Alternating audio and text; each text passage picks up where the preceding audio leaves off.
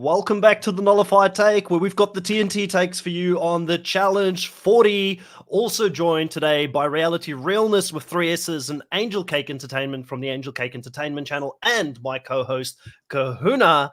Everybody is here. We are back to do this draft, and the first thing I saw when I came onto the stream this morning is I had a look in the live chat, and Drew said, "I'm ready. I've taken notes. I've done my homework." Drew, temperature gauge. How are you feeling heading into this draft? You feel like, by the looks of it, you're confident. You feel like you've got this? I mean, I'll be real. We were just talking beforehand, but after like getting to 5 seconds on the timer, my heart started beating really quickly for some reason. I felt like we haven't done like 15 of these already, but this one in particular, I'm like, why am I so nervous? Is it because you don't want to do in the same placement as you did your last draft, or the last 2 drafts? Or the last 3 of the last 4 drafts? Yeah, it's been rough. It's been a rough time for the Angel Cake situation. I've tried everything except for leaving my feelings at home and bringing just pure stats and numbers. So that's what I'm going to be doing. You're doing stats and numbers today. Okay. You're taking a Chris approach. Yeah, well, I'm not doing stats and numbers today, so he can have the stats and numbers today. I'm going off gut. This is a good cast. I think we spoke about this beforehand. The only person I wasn't too familiar with was Aviv. Like, this is probably the most I've known, and on any of these seasons where so many of the old school players come back. All Stars have been good to me because it's introduced me to a lot of the old school players, so I feel a bit more comfortable coming into this draft. But Chantal, you weren't here when we did our previous draft. The audience chose your team.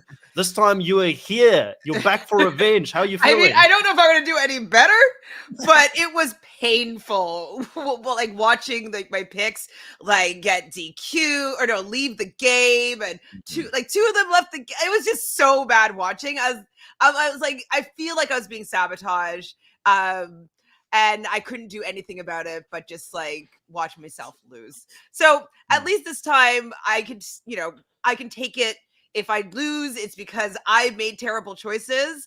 It's a lot harder to take when I had pretty much nothing to do with the team that I had, and I had to back them. And I'm like, this team sucks. Chantal's never missing another live draft. I can tell you that much. She's going to be the first. I'll put it in an order or something, but I will never leave it up to the audience again. I'm being thrown under the bus. How am I being thrown under the bus here, AR? Like, what's going on? It was all me. I believe you. I believe the chat. Jeez. Let me just get this knife out of my back before we start the draft. Kahuna, how are you doing, buddy? You're the reigning champion heading into this one, still undefeated on the Nullified Take channel. 3 drafts, 3 wins. I know. I'm so stoked. Look, I'm feeling the pressure. I feel like I'm era 4 coming up against some of the OGs in era 1 here, but I've got a championship. I've got to, I've got the confidence that goes with it, but now I've got the pressure to keep it. So I was like stressing about this because I didn't do a lot of the research leading up to it.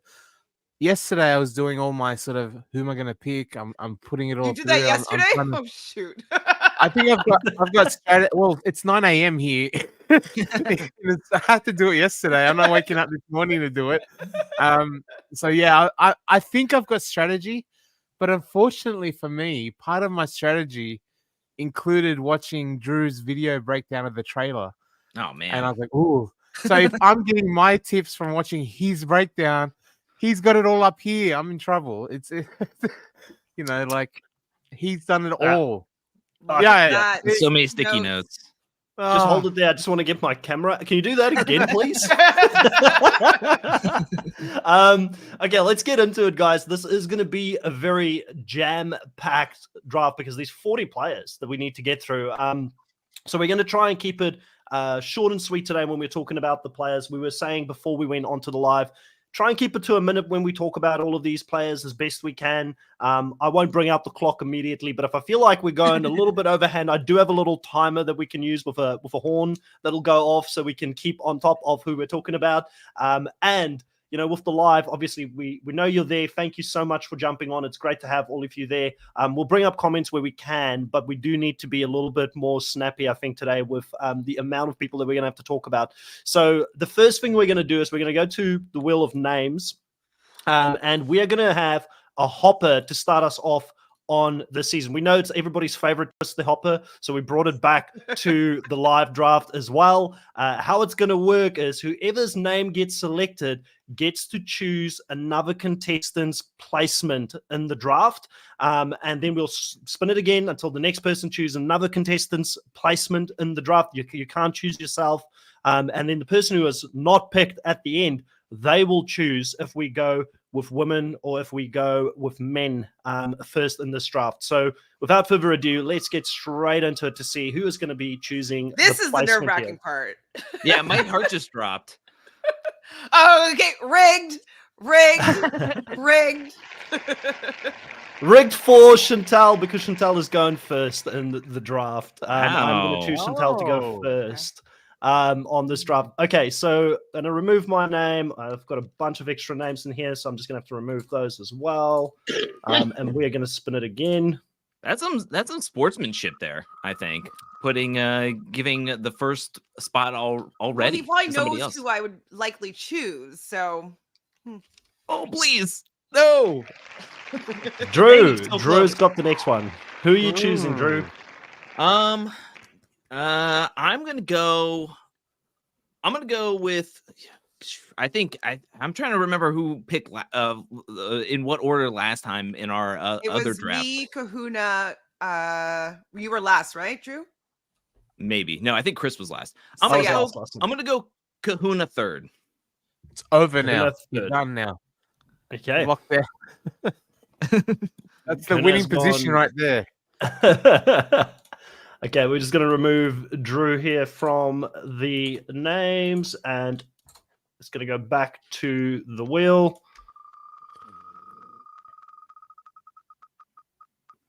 Let's have a look. So it is going to be Chantal is the kingmaker. Who is going to be second or fourth? I am Chantal. going to put Chris in the second position. Which means Drew would be fourth in this scenario. So, Drew, you would be choosing that's it, right? You'd be choosing if we go male or female first. No, do Kahuna does. Kahuna does. Okay, because he didn't get get to pick at all. He didn't get to choose anybody's placement or anything. So that's his power because he didn't even get to. He's the one left on the wheel. Right. Dang it! I should have said yes. So that's the order there. Chantal first, myself second, Kahuna third. Drew last and selection, right? Yes. Snake draft? Is that what you said? Yep. Mm-hmm. Okay, so we will do, as it should be in life, women first. Women first. There we go. So Chantal, you've got the very first pick of the Challenge 40 draft.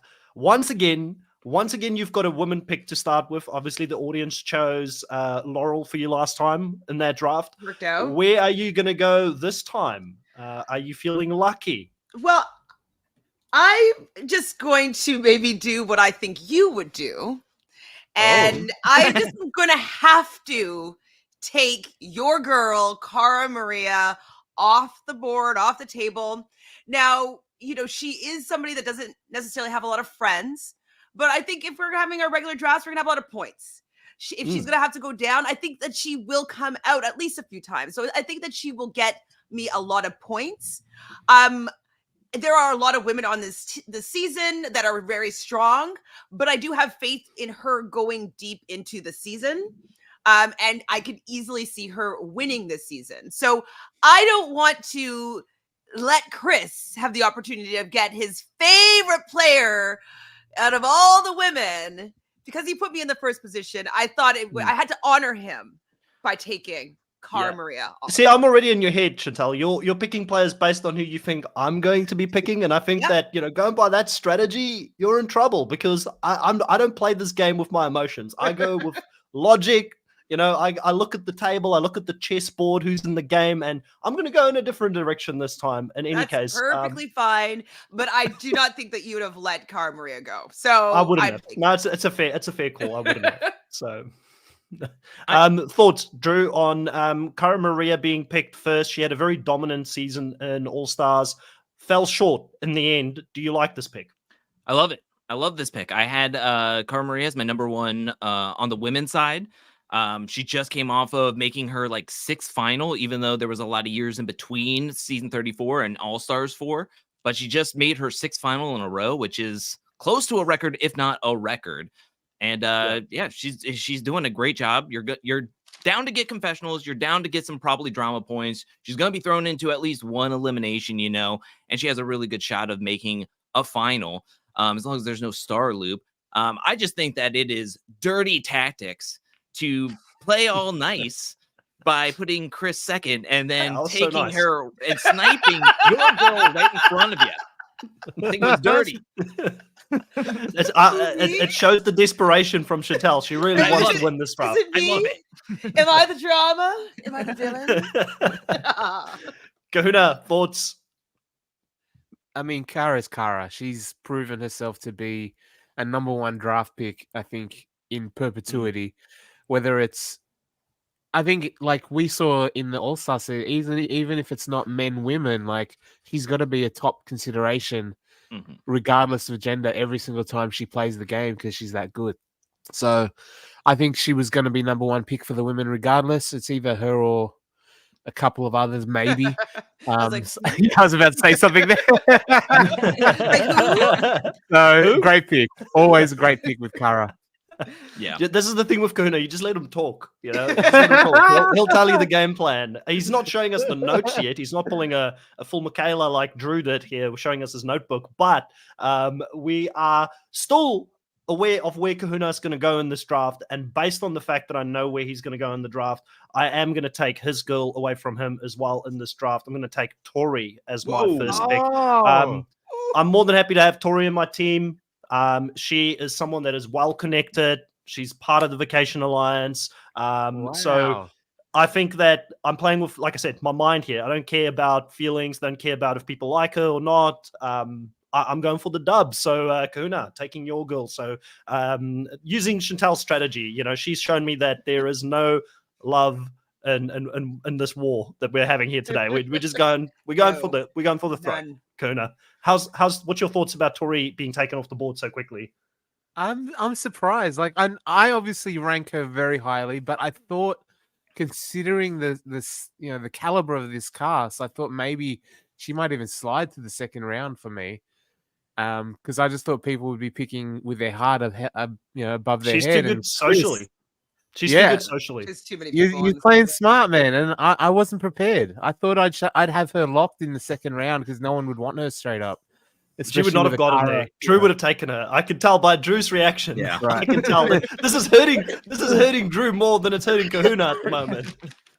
It's a good pick. Surprisingly, even I, who's not a fan of Tori, really have her in the first round. So okay, yeah, she would have gone. My strategy's gone then. I'm like, defending champion coming back. People hate Tori. Defending champion coming back to the main season. So Drew, thoughts? Great pick. I had her as my number 2. Because of the confessionals, almost the same reasons that I would say for Cara Maria, except for she's not Cara Maria. Like, she's too buddies with a lot of the people, so you're not going to get as many drama points, but she can win eliminations. She's going to get you confessionals. I have a secret weapon I've been using, and the numbers say that her confessionals are through the roof during her whole challenge career so far. So I mean, camera loves him. Yeah, so I mean, she's going to be a narrator. People are going to be lost in the edit and lost among all these big personalities and 40 people. Tori's not going to be one of them. And it's going to be mainly Cara Maria, and Tori's going to be the 2 people up front. Yeah. Chantel, thoughts before we move on? You said you were going to pick a first round as well. Yeah, she's in my first round. So, I'm not the biggest fan of her as, personality and all that stuff. But, I can recognize that she's well positioned and well liked by production. Production wants to see her on the season for a long time. And if there might be some producer manipulation or something like that could favor her, I think that they would want to keep her in. So I just think that just because she's liked by everybody, a lot of people, I just think that she's going to last a long time. And she is able to defend herself physically, usually. And she has a lot of friends. So yeah, it's definitely a good pick, even though she's not my favorite person. All right. Kahuna, You've got time to take some revenge here, or choose the first female pick. You wanted to start with females. You've got the third pick here now. Yeah. Who are you going to go for? Bench. Okay. I would have taken Tori straight away. I'm going to make a pick here. I think it's a good pick, but it goes towards my broader strategy that I'm working towards, which I'm not going to say what it is, but I Okay. wonder if people can work out when they see some of my picks if there's actually some thought process behind it. But my first pick is going to be Jenny West. Jenny West. So someone that I think a lot of people are very happy to see come back after not being on the show for a while. She's a champion. She hasn't had the opportunity to come back. Very strong, athletic pick for this one here. Angel Cake, what's your thoughts? I mean, you're going to have to pick the fourth female after this, going in third place here. Yes. So Jenny is somebody that I was kind of nervous about when putting up their stats, because Right. Jenny is super strong. I just don't know with how long she's been away from the show. I can't remember exactly how much camera time she has gotten. And I know that she's so I mean, she's in the green for like the average confessionals for her appearances, but it's only 2. But she's a really strong competitor. She's going to win. Or she's going to like push through. She's going to go into an elimination and can win against anybody, man or woman. And I just think it's a really solid pick. I have her third mainly solely based off of how many times we see her in the trailer. She is like everywhere in that trailer. Wow. She was like seen over 10 times, which is more than CT, more than Darrell, more than Derek. I mean, she's everywhere in that trailer. So for me, I think it's a really solid pick. I had her third, but this is where we're getting to the point where 3rd through 5 of the women, I'm like kind of juggling here. And now I feel like I have a really difficult decision to make. But enough about me. What does everybody else think about this pick? I mean, I think it's a good pick. I had Jenny really high up. I was curious about her for the fact that she just never really has that many confessionals. And so I just don't know much drama she would bring. So yes, she might get points if people aren't too scared to go against her. Like, I don't think she's going to fall on the bottom and be automatically voted in or anything like that. And so I don't know how many points she might get, but I can definitely see her getting to the end and doing well in the final. So, or winning even. So that's why I was kind of hesitant maybe about Jenny, just because I just don't know how many points she might get me, but she's a solid competitor. Absolutely. And she has longevity 100%. Yep. Any final thoughts, Kahuna, on Jenny before we move on? Yeah, like she's obviously incredibly strong. And you know what? For her specifically, I'll tell you a bit about why I picked her, is that I'm hoping that some of these big names that I would probably rank ahead of her will be targeting each other. There's a lot of drama going on, that someone like Jenny West, as capable and as strong as much of a threat as she is, I feel like her threat level will be managed in a cast like this, and she'll be able to fly under the radar a bit. Might not be good for confessionals and drama points, etc., but she will be there. And I think if she gets thrown into elimination, she's obviously incredibly capable of coming back. So I think it's a safe choice that way. Interesting. Giving us a little bit of your strategy there, are you, Kahuna, about picking some Mm-hmm. players that maybe won't get the heat immediately. Obviously, we see this in Survivor a lot of the times when players come back, the big names are the ones that are targeted first. Those are the ones that people want to get away early in the game, Chantel. Should I say what I think his strategy is then? Yeah, go for it. Go for it. I think Kahuna's strategy is to have the most people going into the final. It won me All-Stars. It won me All-Stars. Fair enough. Fair enough. It's a great strategy. It's great. Get a lot of points, right? You got to be in the end to potentially win it, and also the longer you're there, the more chances you can get points in the end of the game. So, Drew, over to you. You've got the 4th overall pick here. Lots of time for you to think about it. Which direction are you going to go into? So there's 2 women, like up for grabs, in my opinion, and it's the 2 best women left on the board, and that is Rachel and Laurel. I think I see them both very as physical beasts of the competition. I'm you guys were giving me a lot of great time to do this, but I'm trying to figure out uh, uh, and this is where I'm like leaning into the stats more, and who I think is better aligned coming into this game. I think this person that I'm going to be grabbing is in a web that is both spanning of old and new eras. And I think that even though their one season on All Stars 4 did not go as they thought it would be, I think that they are coming in at a much better position, even though they didn't do as well as they probably had hoped. As long as there's no star slice elimination, I'm gonna pick Rachel. Even though it's going to absolutely destroy me knowing that Chantel is going to be picking Laurel for the start of round 2 and have both Cara Maria and Laurel on their team. It's a great start. No. But I'm gonna pick Rachel because she has been training over the years away from the show. She has been training Tori and Josh in her Miami gym. So she's basically coming in a part of the Vacation Alliance, as well as she has a lot of the OGs of Mark, Derek, Darrell having her back. CT is going to have her back. All the people that are going to be in the gym rats of Horacio and everybody are going to have her back, even though they're not in the Vacation Alliance. And I just don't think that Laurel is going to be able to. Laurel just hasn't had the consistency over the years, and she had to have a really hokey way of winning All Stars 4 and to make it all the way down there.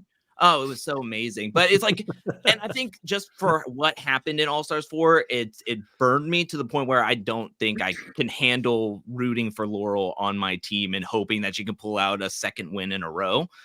So I'm gonna hope that Rachel's connections of Cara, Vacation Alliance, Tori, Josh, and all these other people, everybody she's worked out with on the challenge YouTube channel, will help her stay in the game longer. Also, Tina, by the way, shout out to Tina.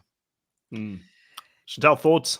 Yeah, I mean, obviously, I love this pick. I love Rachel. I didn't think that we got to see enough of her on All Stars 4. Just kind of a disappointing game that she went out on, throwing stars at a wall against Cara Maria. Like, what? Like, what are we watching? Why? So, yeah, I think I'm excited to see Rachel really play, really show how amazing she is physically. I forgot about the fact that she even had the connection with, training people in her gym. So yeah, I'm really curious to see how well she does with all the connections that she has. I think it's a great pick, of course. Yeah. Kahuna, thoughts on Rachel being picked here in this spot? Rachel's a solid pick. I was hoping again for that she might slide a little bit without the name recognition in recent years anyway. Like, obviously she's Rachel, like we all know that, but very solid pick. I was hoping her poorer performance in All Stars might, drop her stocks a bit, but she looked solid up until that really silly elimination game, and I think she looked really good in All Stars 4. She's got the connections, like Drew said. She's a really, really strong pick, and I would have loved to have her on my team, I think. Yeah.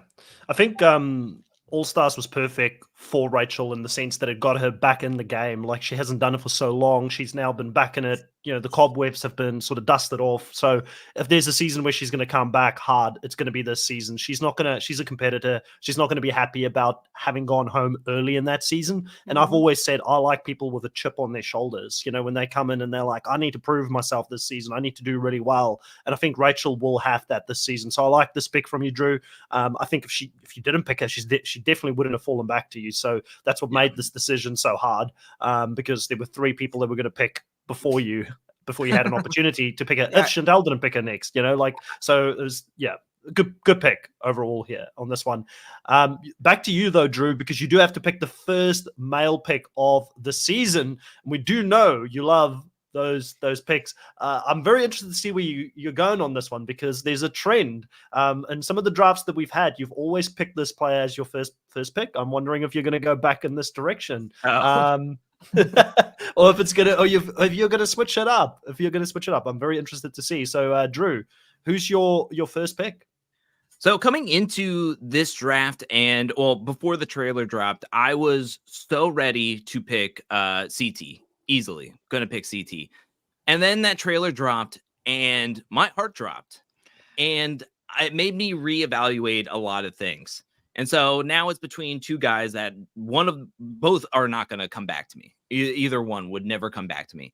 I have to go with somebody that is who's in stellar performance, who has won recently, and they won in a season very similar to this with a lot of players who were on this kind of season, a milestone season, and came out on top of that one with a lot of the players that were on this season and that season. And so I'm going to go with and he only looks like he's gotten better over the years since 7 years ago in Dirty 30. I'm going to pick Jordan. Yep. That would have been my number one pick, 100%. So it's a good pick. Not surprised by it. Definitely a conversation can be had with Jordan. Like if he comes into this season, he wins this season, is he starting to get into the bananas CT, stratosphere? Like he's got a very high success rate and going to finals, winning already 4 championships, I believe, at this stage for him, or four wins. So if you look all the seasons, if you put them together, which I feel like the challenge is loosely doing these days in any case. So fully appreciate it. I mean, obviously he's going to be confrontational. He's going to get drama points. He's not going to get along with everybody. Jordan is going to be Jordan out there, which will be interesting to watch.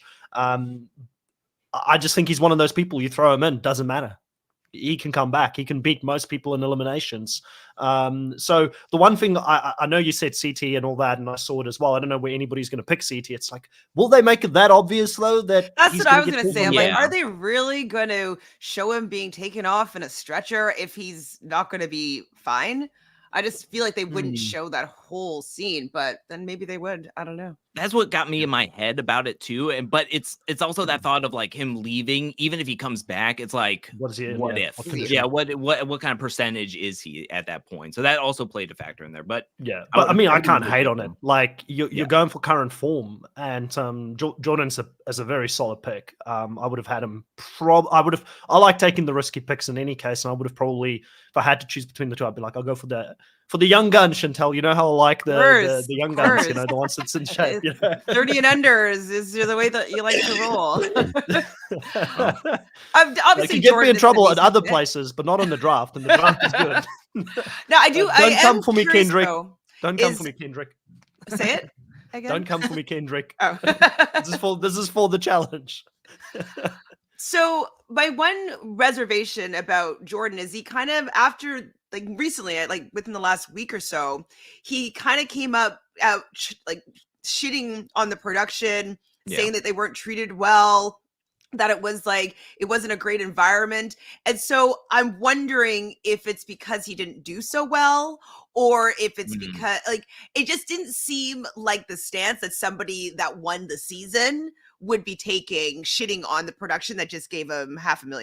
You know what I mean? So it just made me question if, like, he's in an elimination and the rules get all flimsy, which he hates, and then it doesn't go in his favor. Like, I just wonder how he might have done in order for him to feel comfortable with kind of shit talking the hand that feeds him. So yeah, I can see slightly sure. hesitant there.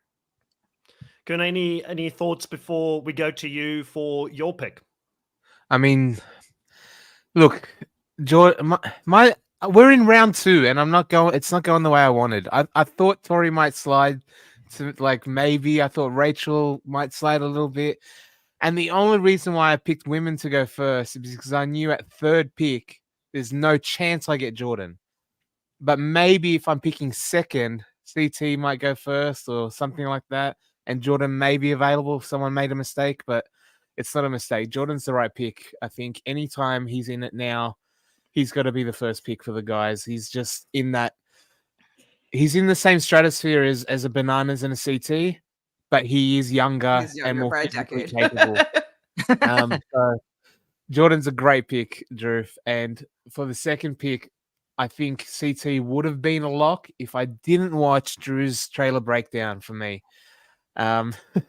So because of that, I got to go with Mr. Challenge himself. Even if he doesn't win, he's going to get a million confessionals. And he's got the links, he's got the connections, he's got the relationships. Mr. Bananas himself is going to my team. And I got Jenny and Bananas, who They won together. Well, Yeah. Johnny did come Total second. Team total madness. Yeah, so interesting pick. Is a lot of silence when you pick Bananas. I know Bananas have come under fire in recent times. I kind of, if Kahuna is the Devon of this podcast, the young buck, the new generation winner of the draft, then Drew is really the Bananas of the season. But he started off, he had a lot of championships. He is still ahead of everybody when it comes to winning the drafts and coming back for some revenge this season. As a Banana still got, does he still have that fire in him? Can he bring another W home? Like this season feels like it's kind of set up for a Bananas to do well, and because we know it's not an individual season, it's teams, right, going up against each other. So we should have more people winning, and I do think that he's going to be a valuable member. We haven't spoken much about it, but another part of this is who can work within a team, who's going to do well within a team, and who's got skill sets that will complement other people within that era. Those are all things that will come into play this season, and I do think there will be a level of people not wanting to get rid of Bananas because he's got experience. All of them have got experience, but no one has more experience than Bananas being on the show, understanding what production does with all these daily challenges. So that in itself is a valuable asset for a team to have when Bananas is in it. So I think, Drew, Bananas is a very solid pick at number 2 here. I don't know how you feel about it. I definitely think he should still get the respect that he deserves, being one of the most decorated challengers of all time. How do you feel about this? I think it's a great pick. I had him number 2 on my list, right behind Jordan. He's going to have confessionals. In the average confessional, him and Jordan are like neck and neck. He's been featured in the trailer a ton. He's going to get a lot of confessionals. Even with how old he is looking like in great shape, and he has got a lot of connections. And he's coming in after burying the hatchet with Paulie. So even if Carr's not huge into him, he's got Paulie on his side. He's got Theo. He's got Jenny. I mean, he was good with the Vacation Alliance in 38. I mean, I don't know. It's going to be a rough treading for the Vacation Alliance because they have so many friends coming into this and so many people they buried the hatchet with. I don't know who's going to get the raw end of the deal. Probably all the newer players in Era 4. They're all going to dump on them first. But I think it's a great pick, and I expect him to go have a good season. Round. Oh, at least to midseason. They meant like go between us first round. But yeah, Bananas is he's a safe pick. I actually was thinking with like my Kahuna mind, and I was like, oh, I think that I might actually have him fall to me because I feel like people have a little more dazzle and like they're gonna think he's too old, and maybe I'm gonna be able to get Bananas. So you were able to snipe him. I think he's a great pick, of course. I think that he's very consistent. I don't think the show is going to really let him leave that early. I don't know how they might influence it, but I just don't see him being voted off first or being out of there, in the early stages of the game. So I know, he's going to go deep. He's going to get a lot of confessionals. He's probably going to win a bunch of stuff like dailies and stuff. So of course, he's a great pick. I expect to see him in every final for the most part. So here for the long haul. This is now where it gets hard. Like I've been looking at the draft, trying to pick another guy here. And it's obviously, I know CT is like, he's that next person you got to think about CT. And like I said, will they show CT being taken off? If that is a thing, is he coming back? But like Drew said, how is he coming back? Is he going to do well? Then you got to think about confessionals. So there's a couple of different things playing into my mind right now. Who can make a final and actually potentially win it?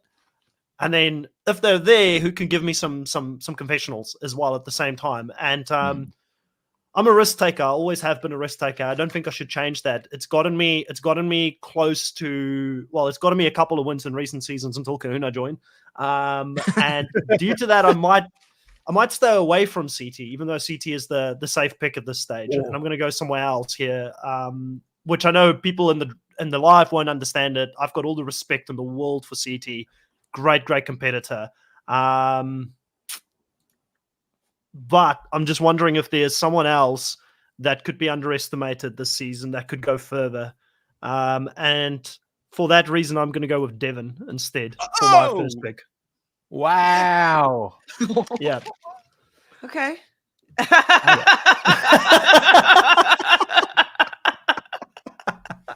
Drew's left. He's left the building. Wait, so you have Tori and Jordan? Is that what's happening there? I've got Tori and Devin. Yes. Devin, I mean, Dave that's and what I- Dave. Devin. Yeah.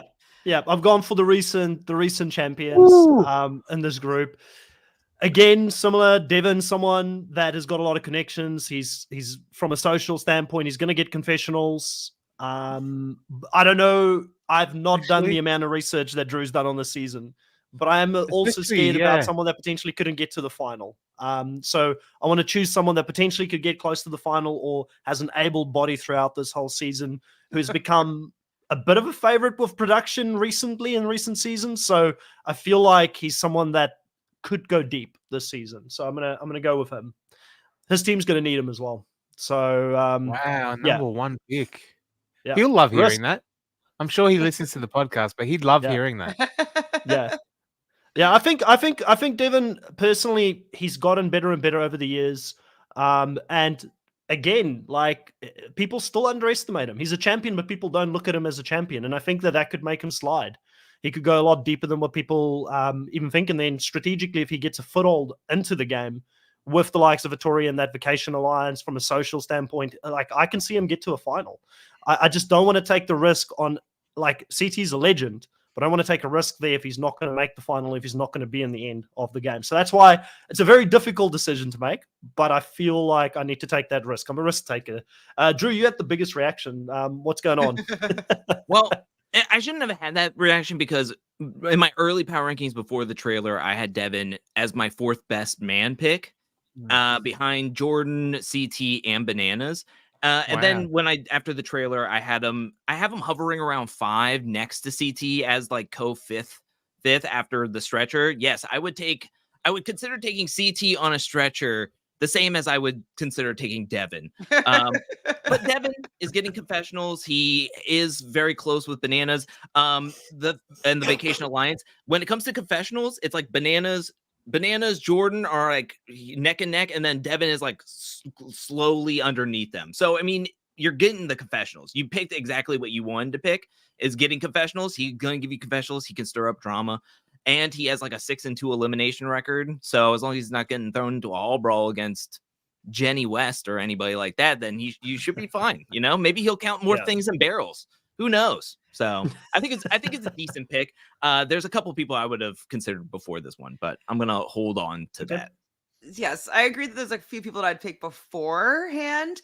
But you know that he's gonna probably get some kissy points. Spoiler alert, you know. Oh, that's aware of right. that. Budding Like Chris picked romance him. that's I'm aware of that. happening. So Yeah.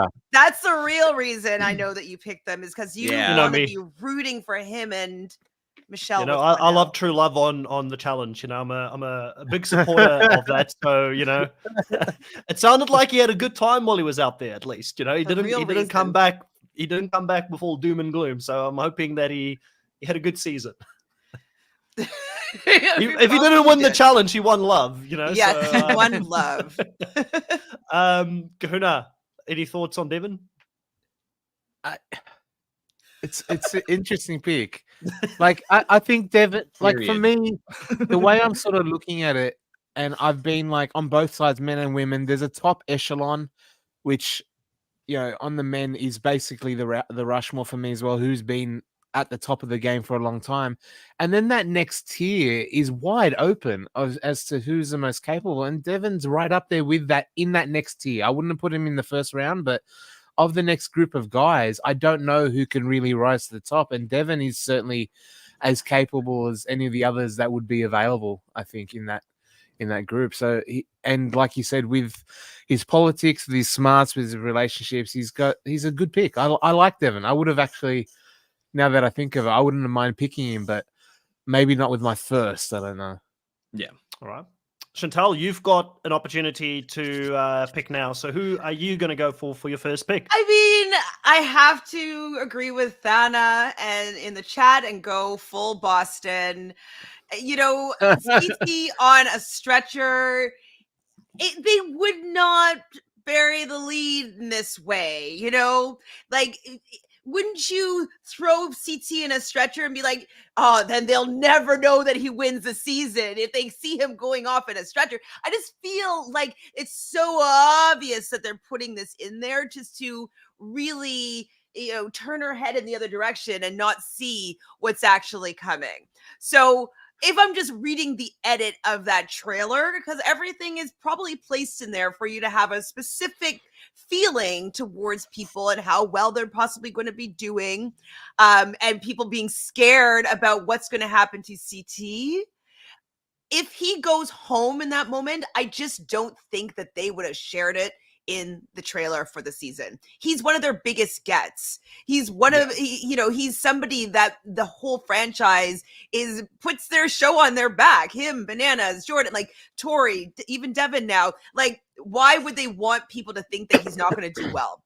So other than to make them sit on the edge of their seats and be like, oh my God, yes, CT's back. He made it. He's fine. So I'm going to take the risk that I'm reading the edit correctly and that they're using it as a red herring, and he's actually going to do a lot better than expected and maybe even win. So I can't let CT fall into one of your hands. This moment right here could be where the draft is win or lost. Everybody clip it. Like, I could have just thrown the draft to Chantal. Chantal could have just taken the layup and just dunked on all of us because she's got Cara Maria, she's got CT, soon to have Laurel in that trio as well. I would assume, not speaking on her behalf, but that's going to be a very formidable top three. And in some ways, I may have made a mistake at this point. But anybody else, is there any thoughts around CT? Like, do we even need to talk about the credentials of CT? Is there anything that needs to be said? I mean, the guy's a legend.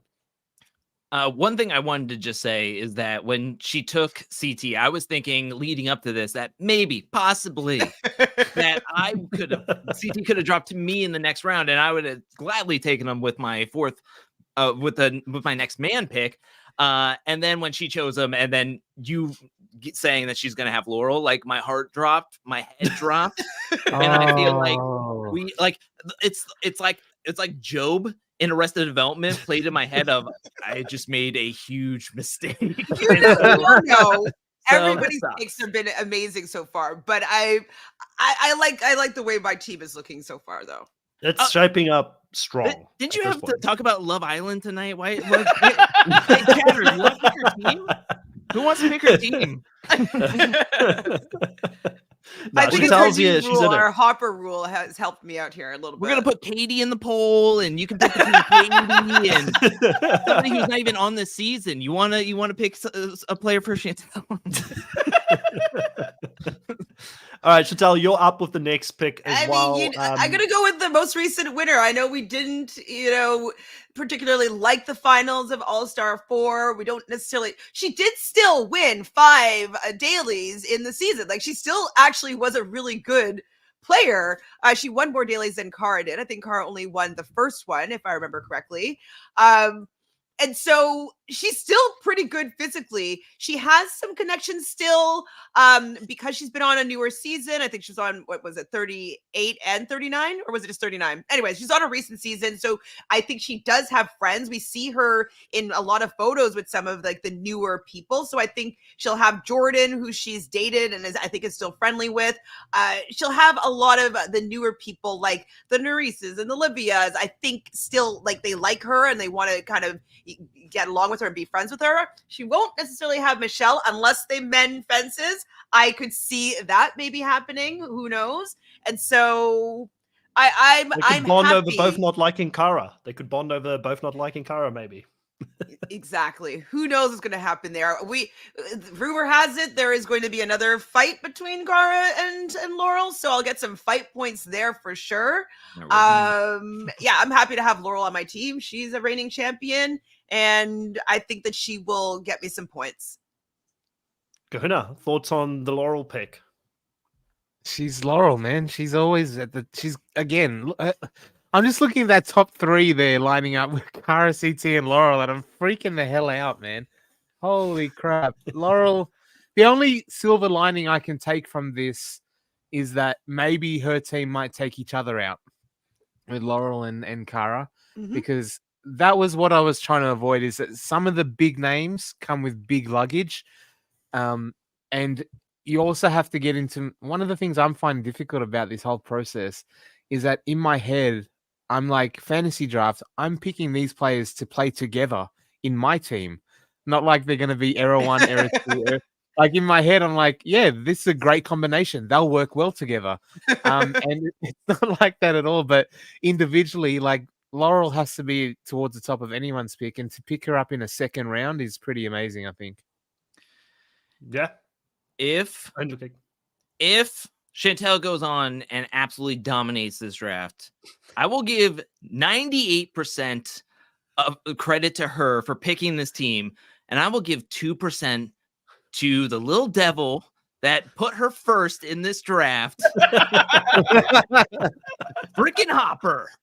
Listen, I'm going to be honest. I was like, Chantel's had a rough ride on the last couple of drafts here. Like, so I was like, who would I rather see if I'm not, and I'm deadly honest about this. Wow. Like, Chantel, I'd rather see you win this one if I'm not winning it. So I was like, I'm going to put Chantel number 1.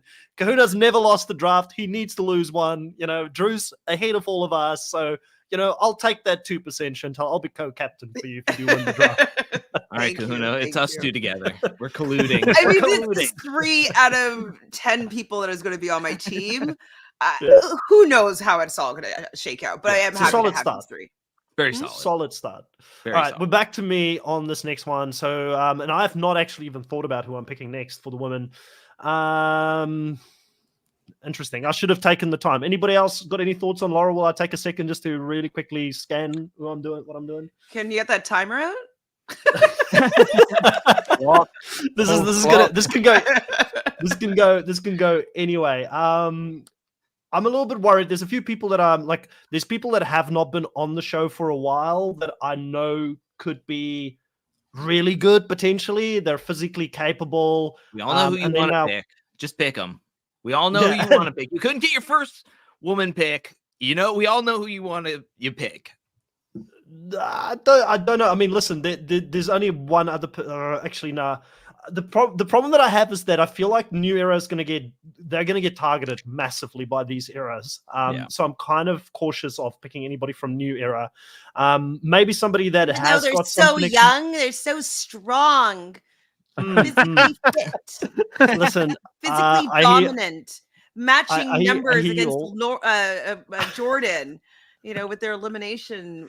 I think I'm just going to go, and this could come back to bite me. They have not done well on any shows outside of All Stars, but I'm going to go for Janae for the next one. I'm just gonna pick someone that I think has got some connections, some social game, will get a certain level of respect that some of the newer players maybe won't get on this season with some of the older school players, and take somebody away that maybe Drew would pick at some point, because I know he loves Janae, so I'm going to have Janae all day on my team for this one.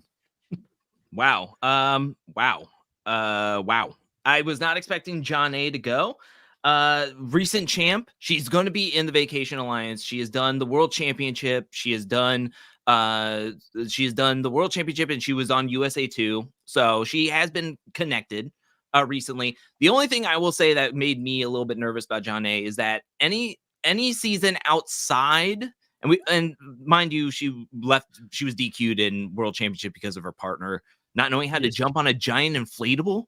Like, how do you do that? Anyways, any season outside of All Stars, she hasn't had the best of luck, and she got bodied pretty hard by Tori in a physical elimination. So I've kind of cooled down Janae a little bit, but I'm still always going to be rooting for her. So, yeah. Danica saying, I feel like this is a jab between Chris and Drew. A little bit. He said I had to make a decision quickly. I honestly came into this draft very open-minded about who I was going to pick, where I'm He's a laying little down the bit grounds for worried. his excuses, ladies and gentlemen. So in case he loses I didn't put any effort into it. I didn't think about it. I don't know what happened. So just watch. If he doesn't go well, this is going to come back. Yeah, and it's going to look even worse on you if I do win. So it's like a win-win for me. It's a win-win. So I didn't even have to put effort into it, and I still won the draft. So no, I'm a little bit worried. There's definitely a few people that I think if I just looked at athletic, physical capabilities, which is what I would have always done in the past, there are better competitors out there. I'm looking at this with my draft a lot more. how do you pick between 40 people? You need your people to make it past the first half of the game, and you need for them to be socially smart. You need for them to be the strategic players, while hopefully getting some confessionals in the meantime as well, which she normally does pretty well in. So I'm hoping, like, there's no definite confidence coming into this draft that she'll definitely make it to a final, but I'm putting my odds that she's probably got a better shot than a lot of the new school players that maybe is more athletic than them, but just this whole new era, I feel like didn't sit well with the challenge vets. The challenge vets coming back are going to have a chip on their shoulder about we're the new kids on the block. We're better looking. We're better. We're more athletic. We're all those kind of comments that were made in the previous season battle for a new champion. I just feel like there's going to be targets, massive bullseyes on these players coming into the season. I could be wrong, but that's kind of the way I'm sort of seeing it.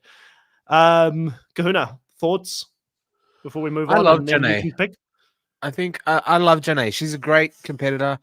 I've always questioned and wondered whether she's an all-stars great competitor, and will it translate to the flagship, to the main show. I know she did really well on Globe or World Championship, but I do think that Janae, being a back-to-back champion of all-stars, I think she might actually cop some targeting herself, being as like, and I mean, when she was on USA 2, man, Tori just bodied her like in a physical. So she's obviously very smart, very capable. I do like Janae as a pick. I just think she might have a bit of a target on herself as well, without the full connections that some of the others have, while also being a back-to-back champion might bring some target her way. But I do like her. I think she's a really strong, smart pick. And For also, didn't we have Jordan kind of be like, don't talk to Michelle? And so is that going to be a tiff between them that's still kind of going on? Because Michelle does come with a bunch of numbers. Does that mean that Devin's not going to really be into Janae and, maybe Olivia, or like all the people that that Michelle is tight with? Is that going to be hard for Janae to work through? And then not being friends with Kellyanne, and so will Kellyanne spew to the people of their era that, like, let's get rid of Janae, like she's not trustworthy? So I'm curious if she'll make it out of her era, because I could have used that words of wisdom about 4 minutes ago prior to making the pick, Chantal. It's not that useful to me right now after I very confidently picked Janae as my second girl pick for the draft. Okay, I just worried for her, just because I don't know if she's as well insulated as she was in when she had her winning seasons. Yeah, but she's Kahuna. a good pick still. But yeah, next pick here, Kahuna. Who you going? Man, this is where, like, in All Stars, I won, right? I know I won that. But my first pick was like Tony and Rachel, and they both went home early. And I really won off like the randomness of Ace and Steve. Like, those later picks getting me to the end. And this is where it's like, I think obviously who I would be confident, my top picks are all off the board by now. And this is where you get into that middle territory of like, who actually there's obviously someone here, I think, very physically capable, but I don't think I will ever proactively choose someone who's done blackface on TV. So going with my really weird strategy and almost in the face of what Chris just said, I'm going with a new school player, hoping that they won't have the same target as... Even though the new school players will be targeted, I think that there are bigger targets and that someone might slide under a little bit and still be quite capable.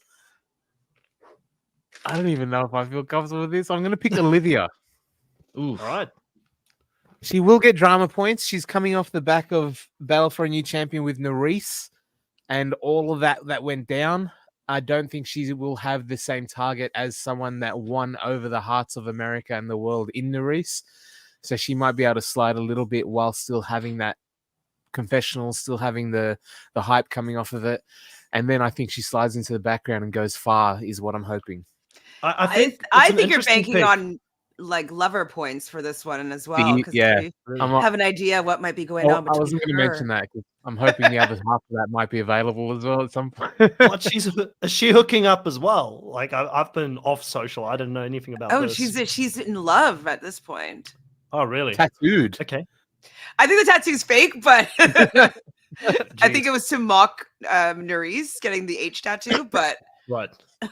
Yeah, I think it's actually a really smart pick. I did think about Olivia for a second when I was going back and forth between a couple of different, it wasn't even close. There was a few people in my mind that I could have picked in this previous one. But with Olivia, I think what it's interesting is she's not really that aligned with New School at all.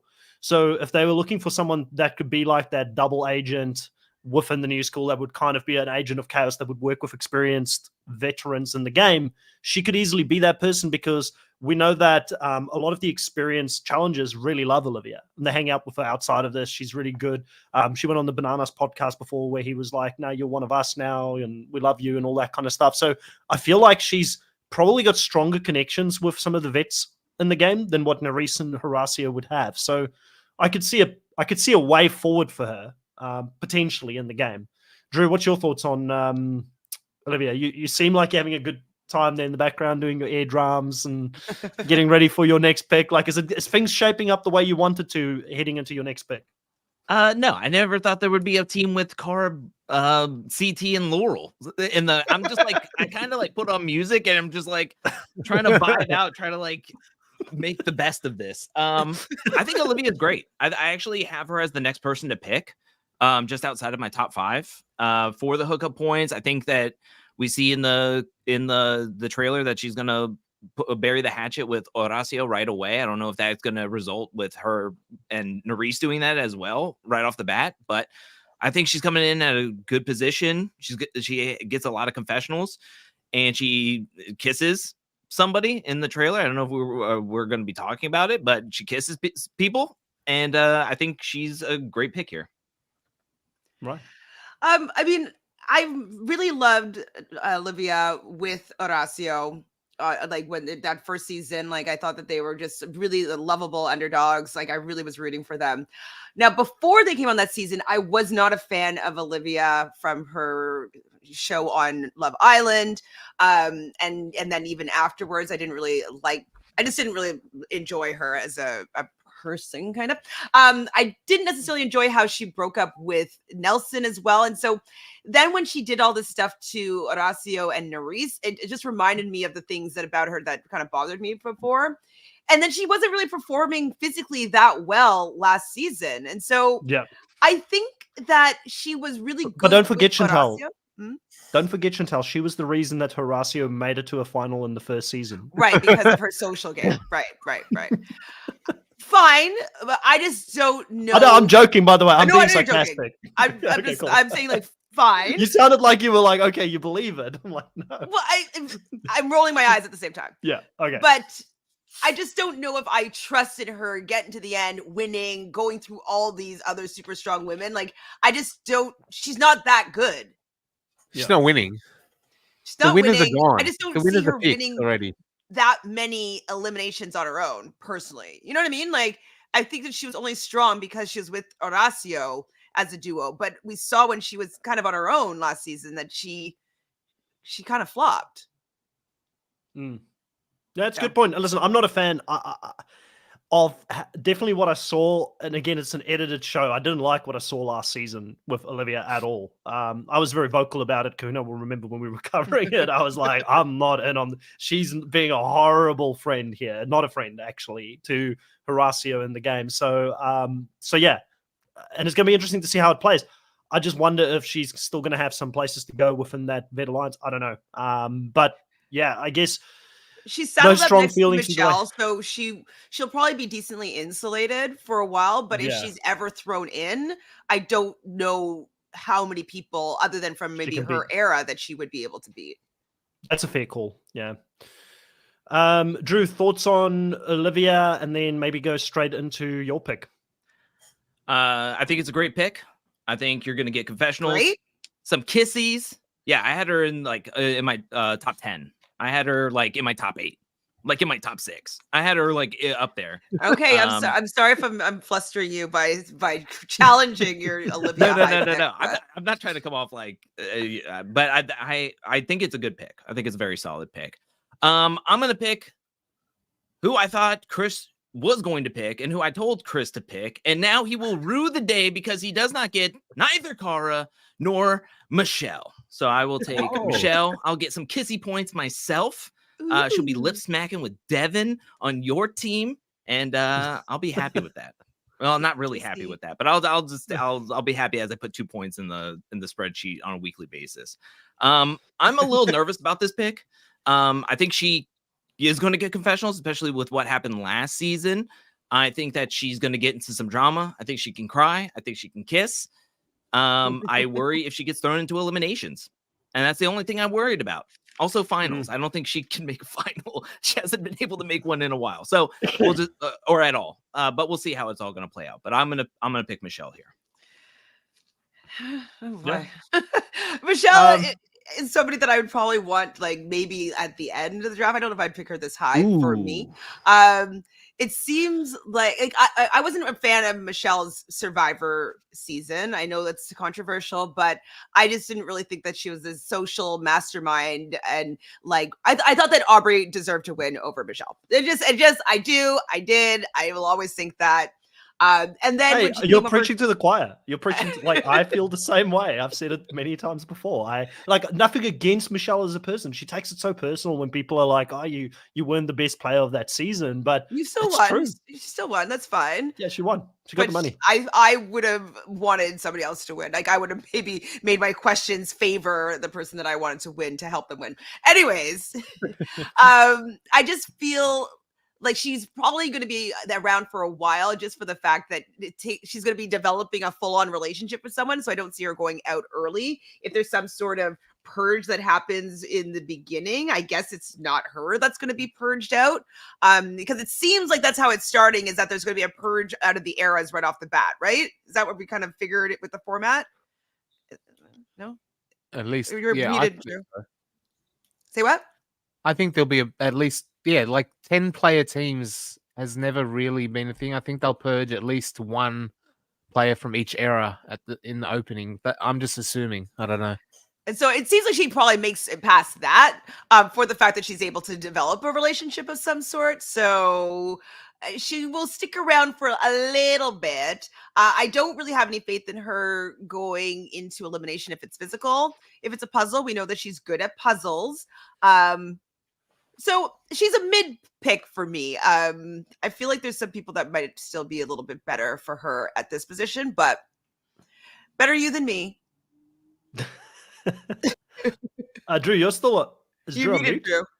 Now I know how Chris feels when you were going in on John A. right after he picked her. Now I'm like, oh what? My gosh, that bad? Michelle is very mid. And I'll leave it at that. Better you than me is how she ended that. Better you than me. I just think that with Michelle, for me, I've lost a lot of faith in Michelle's ability to play this game. And I feel like every single season she plays, it's just last season she did okay with Jay because there was no competition for them and they were kind of the experienced ones. But coming into this season with bigger personalities, people who are going to definitely run the direction of the game, I just don't know if she can take control of the game. And she gets in her own way sometimes as well strategically. She's a bit of a sloppy player when it comes to the challenge. I think she's personally, even though I didn't think she deserved to win, Chantal, I think we can agree she's a better Survivor player than what she is as a challenge player. 100%. 100%. Yeah. I might choose her in a Survivor draft, but I'm not sure about the challenge. And I think it's also maybe my emotions are getting involved because I just really didn't enjoy when she and Jay were running the show. Like, it just was not, like, I didn't enjoy the season. I didn't enjoy the gameplay. I didn't enjoy the strategy. Like, I just didn't enjoy it. And so that could also be a reason as to why I wouldn't want to pick her this early, just because, like, if she is running the show, am I going to hate the season then? You know?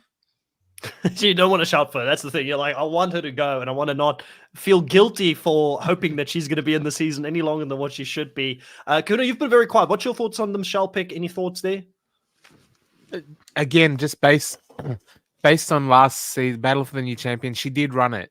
Like, it was Jay and her, but it was her. I think she was the one really pulling the strings and being the mastermind there. And I loved seeing that. Not necessarily because of the way she played the game. Like Chantal said, I didn't necessarily agree with a lot of the strategy choices, but it showed that when there's a vacuum of without these big names that have Yeah. just dominated the show for so long, she was able to step in and really fill that. And I'm thinking that in this season, she's probably want to come off the momentum, thinking, I just ran the whole season.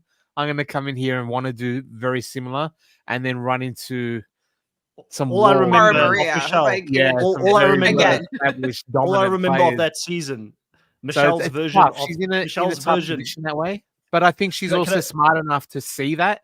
Yeah. And she'll see, like I said, she did that because there was no one doing that. And if she can come into a game, be socially perceptive enough to go, look, there's some big guns here trying to take each other out. You know, let them take it, like go at each other, and I'll reap the benefits. I think she's I just smart need to enough say, do that. I just need to say, Michelle's version of running that season was her keep on running to Jay. Why do you keep picking off my friends? Why do I not get to have more control in the game? Why do you keep doing this? That was her running the game. Jay ran the game. She was there mopping up all of his mess, 100%. Yeah. But she was following his lead strategically. So I'm sorry, she did not run that season. I just needed to set the record straight on that Just one. cleaning up his mess. She was not And running also the just season. with her gameplay style that I'm not in favor of is how she makes a lot of promises to a lot of people and then she just doesn't own it and back it up and stuff like that. And so Yeah. I just don't Me want and to Drew, see I'm more with of you, that. Drew. Big purple shirt. Own Okay. it if you're gonna do it. Sorry, Drew's just like, okay, can we move on? Yeah, he's like, I'm over it. Just ripping Michelle to shreds as I just picked her. I still think it's a decent pick. It's just, yeah, I just needed to. I don't know. I just So don't she think would have she's been that big of a available in player. another round, though, for Drew, you reckon? No, I reckon in the next round she probably would have been picked. But yeah, so it's a good pick overall. Drew, who is your next male pick? I'll make this short, sweet, just like his name. I'm going with Theo. Era 4, another Era 4 pick. This is somebody who just made the final and World Championship. I like that he was on World Championship, even though we didn't get a ton of him in like confessionals and stuff, which scares me. But he played recently. He's made connections, reconnected with like Jordan, Tori, Kellyanne's also on here. You say the same thing with Bananas and everybody. So he's been able to reconnect with everybody, get reacclimated. He made the final. Unfortunately, his ankle did not take well to the desert. And in the trailer, he's everywhere. He was the most viewed person in the trailer. He was everywhere. He was in 12 different scenes on the trailer in so many different daily challenges. So I just assume that he's going to do something this season, hopefully. And that means he has more opportunities to possibly get confessionals. So that's why I'm going to pick Theo. It was between him and I'm sure Corey's not going to come back to me. But I had Corey in USA 2 and he played such a phenomenal game that I didn't win. And he was my last player chosen, or the last player standing, and I couldn't win with him on my team. So I'm going to go with Theo. Yeah, great pick. I mean, Theo has won, and just the amount of seasons that he played, of that first season that he played, and the amount of dailies he won was a lot from memory. He won a lot of dailies back then, made the final in that season, got beaten by a madman out in the desert with Turbo, which just, he was That a man was a possessed. hard final. That was a hard final, yeah. So I think he's up there as, picking him in this. It feels late in the draft. It's probably not that late. It's only your second male pick, but I think it's a good pick. Solid overall. He's liked. Apparently, his from what we heard when we spoke to Troy after the season, he's a really funny guy, and he's like, Troy said to us, like, I'm so surprised they never showed how jokey he is and like his sense of humor, and everybody just loved being around Theo. So I just don't think anybody, like, if there's new people that are going to get targeted, there are more obnoxious people in that new era that's going to get targeted before him, and I think if he stays in the game long enough, could become very dangerous. So good pick overall, Chantel. Yeah, no, Theo, if you hadn't chosen Devin and taken CT, I would have taken Theo. We know he's going to get those kissy points. And like Drew said, he's all over the trailer. I just feel like he's been wanting to come back to the challenge so badly. And, they didn't show him that much in World Championships, but he still was pretty successful. Like, he did a pretty good job. We know he's good friends, if I'm not mistaken, with Bananas. With Bananas comes a lot of people that he can be friendly with. He'll have Jenny West on his side just from the British connection. I just feel like nobody dislikes Theo enough to try to target him. Like, he's friends with everyone. He's able just to be a bridge with all different groups, and he takes things personally, but he still is able to get away with a lot of shit. So I think that Theo is a good pick. Don't worry, Drew. I like this pick from you. I wish that I would be able to have him fall back to me. So yeah, dang it. No, great pick. It's a roller coaster that we're going on here with Drew from one pick to the other. Kahuna, we're now on the upper end of the roller coaster. We're at the top. Everybody's happy. What do you think? Do you like this Theo pick? And then you can go straight into your next guy pick as well. Yeah, Theo was probably going to be my pick. One off again. Like, I do like Theo a lot. I've always liked him from his first showing to come. Was it second behind Turbo, I think, in what many consider one of the harder finals ever. He is an Olympic level athlete that is like, I don't know, 6'5" or something ridiculous. He'll get hookup points. He can do it all as far as the challenge goes. Hopefully not with Paulie this time. Yeah, I like Theo a lot. I would have picked him for sure. So Male pick. Again, I think for my next pick, there is someone that in any given season, in a normal season, I would have picked this guy early, but I just feel like he's going to be targeted too much here. So I'm going to go the opposite direction and pick a friend of who I was going to pick and pick Kylan. Whoa. Yeah, Kylan is my next pick. Right. I was so impressed with him on Battle for a New Champion. I think he's got the total package for the challenge. Like, he's incredibly smart. He's incredibly physically capable without being a clear and obvious threat target standout. Like, he would be coming in with his body. Again, spoiling picks here, but look, I'll put it out there if you want him. But Horacio, I think, will take a lot of the heat that Kylan might have, and Kylan's smart enough to kind of, again, go far. I'm trying to stack the final episodes. The last 4 episodes, I need players in there. I saw what happened when Drew lost a lot of it. When last did Kylan make a final? I don't know if he'll make it, but I think he's inoffensive enough that he's not going to get targeted. I don't think he's seen as that big of a threat that he'll be targeted.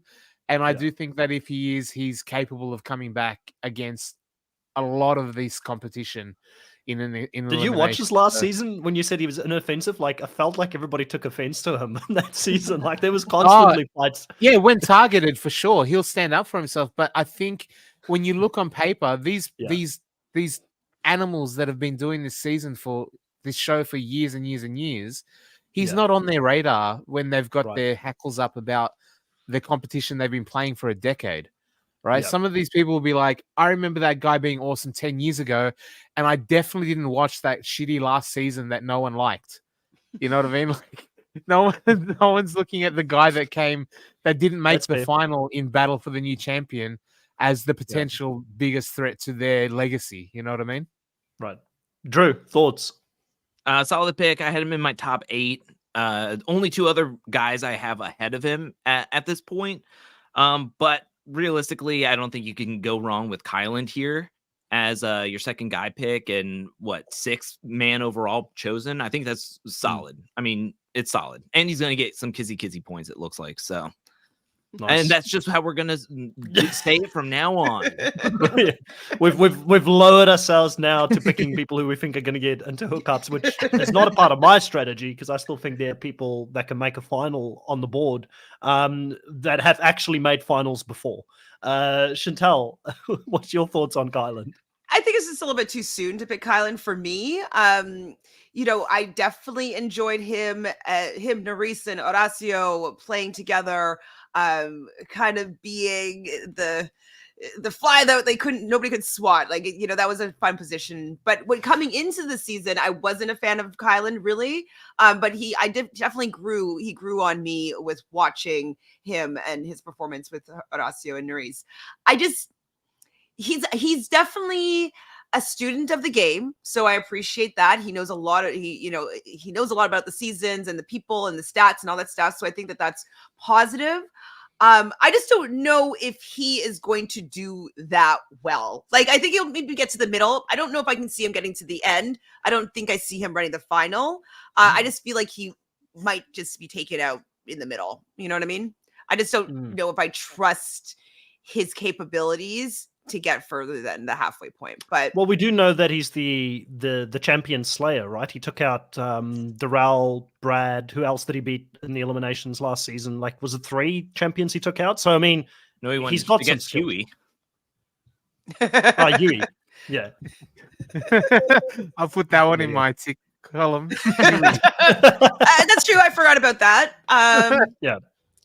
But So, I can also see them just be throwing him down over and over again. You know what I mean? I just don't know who's going to be protecting him. He will have probably Vacation Alliance adjacent privileges. But I think that he would be kind of the first that was let go out of that group. So I see middle.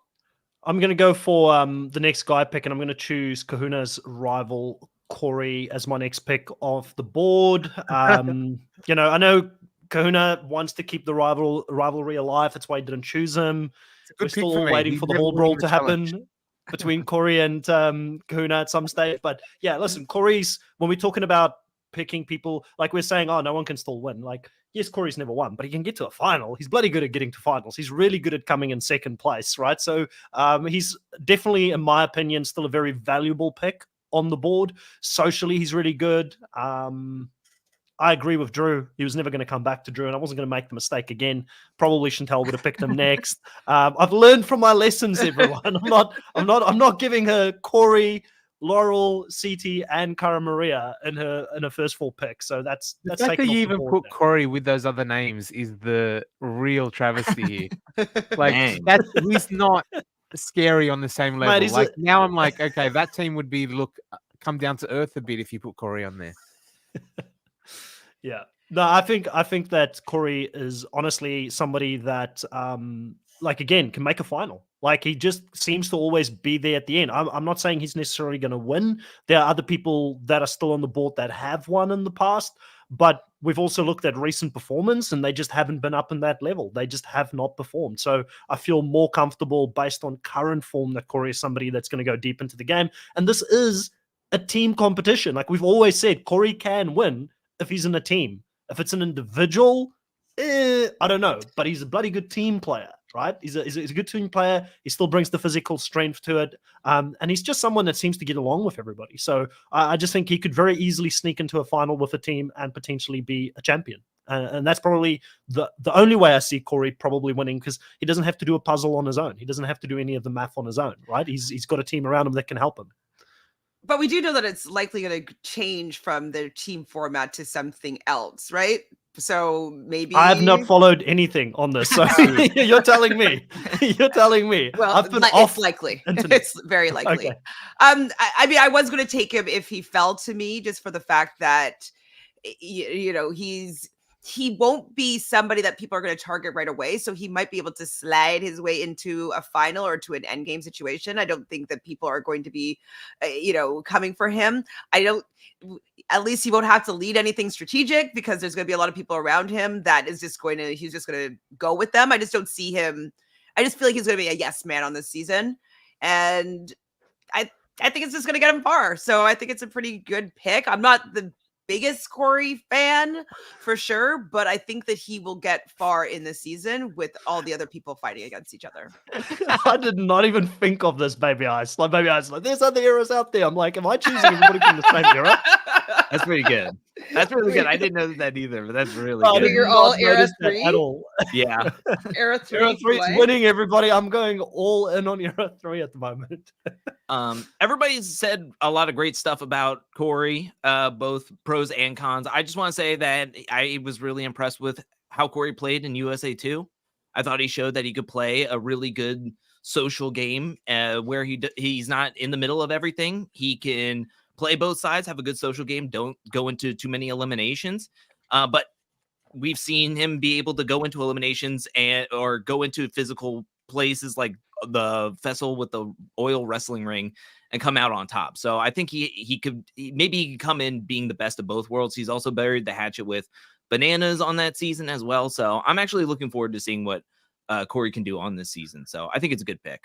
I had him in my top Can I just 4. say, with Corey, I genuinely 100% wanted to pick him on my team this season. Just to have the Okay. content every episode, Chris, where I'm backing Corey and really, really barracking for, like, rooting for Corey. I wanted Corey to win whole brawls, the whole lot. And I wanted him on my team this season just for that, for the aspect of the review episodes that I can be Team Corey all the way.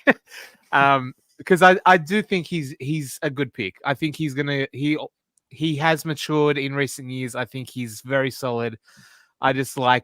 I actually don't hate Corey. I just think it's a bit of a funny thing that I have this ongoing thing with him.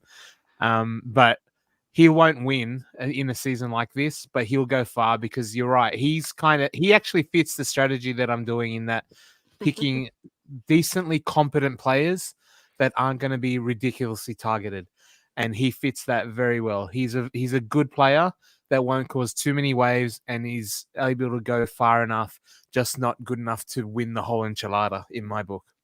I think it's easy for Kahuna to say, "Oh shucks, I wanted Corey on my team after he was already chosen." Just for the content. I wish that we could have heard that before we would have started, before he was even chosen. It's so easy to be like, "Oh shucks, I guess I can't have him on my team this season, like all the other seasons." Oopsie. No, I'm just kidding. All right, Chantel, you're next. Who are you picking? This is sticky here because I'm assuming that one person from each era is going to not make it onto the show. And so I'm looking at each era and being like, okay, out of all these people, who do I think is not going to make it onto the main show? And then I'm thinking, like, I didn't see so many of these people in the trailer. And I'm like, oh, like, do they all do poorly? Or are they just hiding them because, they just want to, make it be a little bit of a red herring with what they're presenting to us. So I actually just don't know what to do here. And I feel like I might get heckled for the decision that I might end up making. It's all right. I think I've taken a lot of pressure off you so far with my team. Like, I've gone left field on a few. So, you can definitely go out on a limb. I'm going only because there is a scene where he's being raised up and passed through the crowd like a mosh pit, which to me seems like they're celebrating a win of some sort. Right. And so I'm not a fan of this person, but the challenge is. And he does the Challenge Mania podcast, and he's very kind about production. So I think production loves him. So I think for the fact that I think he at least wins one elimination, that also likely means that he gets into the game, which gives him an opportunity to have some longevity. I don't necessarily see him winning, but I could see him going far after he gets through like the first little bit. So I'm going to go with Derek K. Derek K. off the board. I think that's Derek C. Oh, Derek C. Whoops. There we go. Right. I know you're not a fan, so that is a shock actually to me, Chantal, because we've done many All-Star seasons together where I remember I was high on him when he came back to All-Stars. I used to pick him at the front, and then you were like, no, this guy doesn't have the strategic sense of the game. He's not good. So very surprised to see you pick him that high. But I've always liked if we get the Derek that is a bit of a terrier that's going to go in there and it's going to do really well in the eliminations and that's going to fight, that type of personality, Derek coming in, like, I'm a fan of that. And again, he does have some connections. He still does, like you said, the podcast. He still connects with people. He's at least the new school players are aware of who he is. So if he does get into the game, maybe he's got some options. It's just, again, like socially, I just don't know if socially and strategically he is that great of a player. For sure. So I didn't have a strong feeling either way, really, with him coming into the season. So I can see, I didn't even realize what you shocked me on, Chantel, to show you how unprepared I was. I didn't realize that not all of these players are going to make it onto the season. I didn't realize, is there a purge in the beginning of the season? I think so. It looks like that. That's the way Right. things go down. Okay, that's scary. So I Right? can Am see I why crazy? you chose him. Like that's the way it looks. Like something's gonna happen. Like there's a purge before the There actual was a press release in like People magazine when the cast came out talking about sort of era invitational where players are going to have to battle people in their own era to make it onto the actual season or something like to those words. It sounded like. Right. Scary. That is the case to actually get on. I wonder how many spots are available in each era. So I would we may not imagine even like have a guy and a girl don't make it from each era. Okay, so not that bad. It's not going to be like half the eras going in, because Oh, no, otherwise I'm in that- trouble because I've been backing one era only so far. That's why I'm nervous. I'm hoping that my half of the era is the one that makes it onto the show. Yeah, Drew, thoughts? Solid pick. I had him just ahead of Kyland. I think that they are raising him up for something he did, win an MVP in a daily challenge. Somebody said maybe it's his birthday, maybe he beat somebody in an elimination. I don't know. But I have him statted out as being in the top 10. He's a 3-time champ. I think he's got heart more than ever, and I think he has more people on this season than he did like in Dirty 30 the last time we saw him on the flagship show. So I would have assumed that he could go deeper within the season, even though he went to the finals then. I'm expecting him to do something this season. So I think it was a good pick. I saw he came back for all the big Hallmark seasons. Was it season 10, 20, 30, and now 40 or something like that? Like Yeah. all the, he's got like a record of coming back for all of those seasons, which is interesting. Thoughts, Kahuna, on your end about him? You're mute. Oh, I thought he was Mute. being silent on purpose. You're still muted. Sorry. Derek's put on some of the most tenacious eliminations we've ever seen. Like he's definitely like a go-getter and has dog in him. He's got fight in him for sure. I just think in a season like this, he's outgunned like a lot. But in these middle picks, it's so hard that I think he's got a lot of variance either way.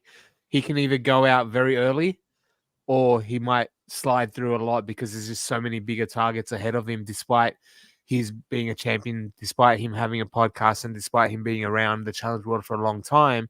I think there's just names out there that will see him as less of a threat, and he could go very far. So I like that pick as a middling pick. He's got good upside.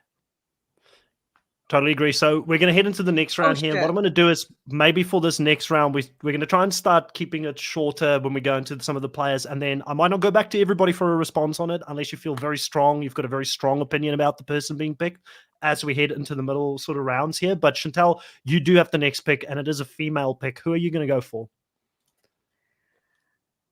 Nobody's been in the trailer. It's so annoying. So I'm like, I can't Yeah. tell if like it looks like they're doing well or not. But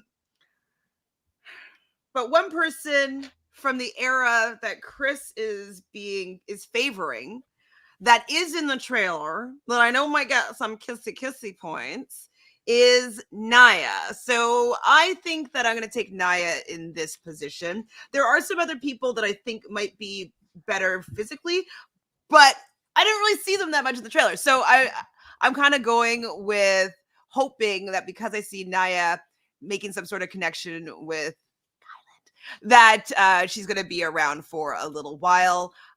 She has a friendship still with Jordan, I believe.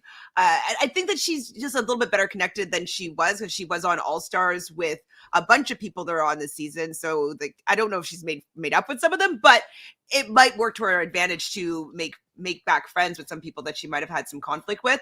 And so I feel like she's coming in with intentions to do well, to win. Now that she's being invited back onto the main show, I think that she's going to want to prove herself in a way. So I'm going to back Naya here, my fellow Aquarius, and hope that she does well. At least get me some makeout points every episode, please. Drew, any thoughts on the Naya pick? I think it's solid.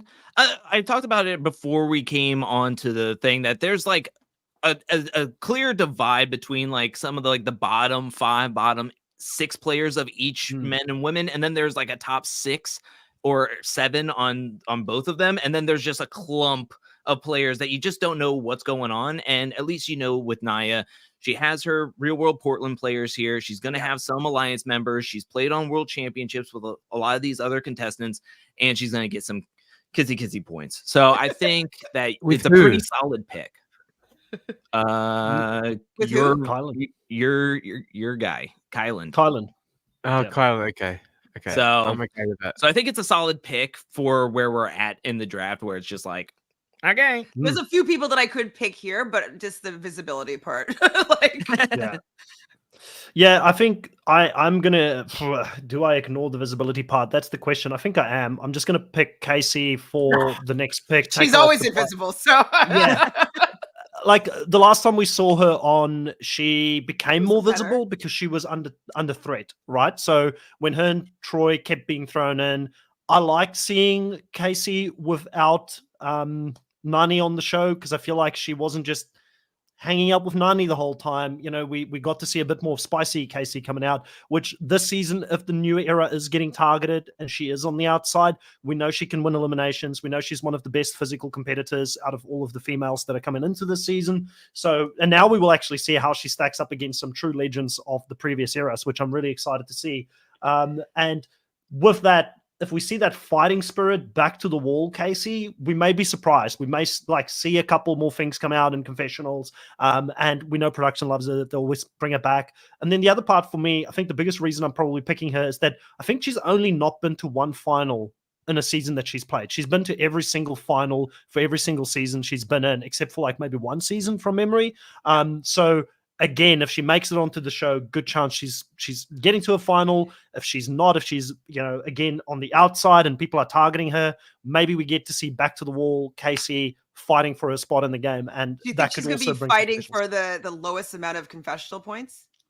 It's possible, but if she's an outcast and if they're targeting her, I just don't think she's going to go quiet. I think we'll see her being feisty. So I'm happy to back her in this spot. And again, we're getting towards, like Drew said, we're getting towards that point where we don't know where people are. So I'm just sort of hedging my bets and hoping for the best and, hypothesizing of what could potentially happen in this season. But I don't think she's going to go quiet. Based on what we saw in the World Championship, I think she will fight if she was to go. And I know, Kahuna, you had the biggest reaction. So I'll go to you first because maybe I'll get some support picking Casey in the spot here, because I have a feeling you probably would have gone that way.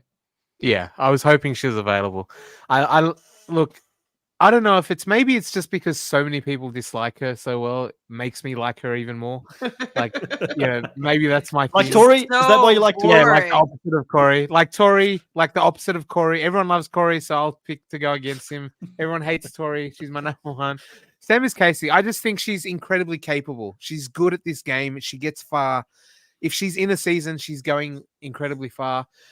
She won't get you confessional points. She won't get you drama unless Nani's on the season, which she's not. So she might slide into the, be a bit wallpapery again this season. But she's very good at the game and she always goes far. So, and I wanted to pick my Filipina, but yeah, I love Casey. She'll always be at top of my list because no one else wants her. Okay, Kahuna, you've got the mic. Who are you picking next?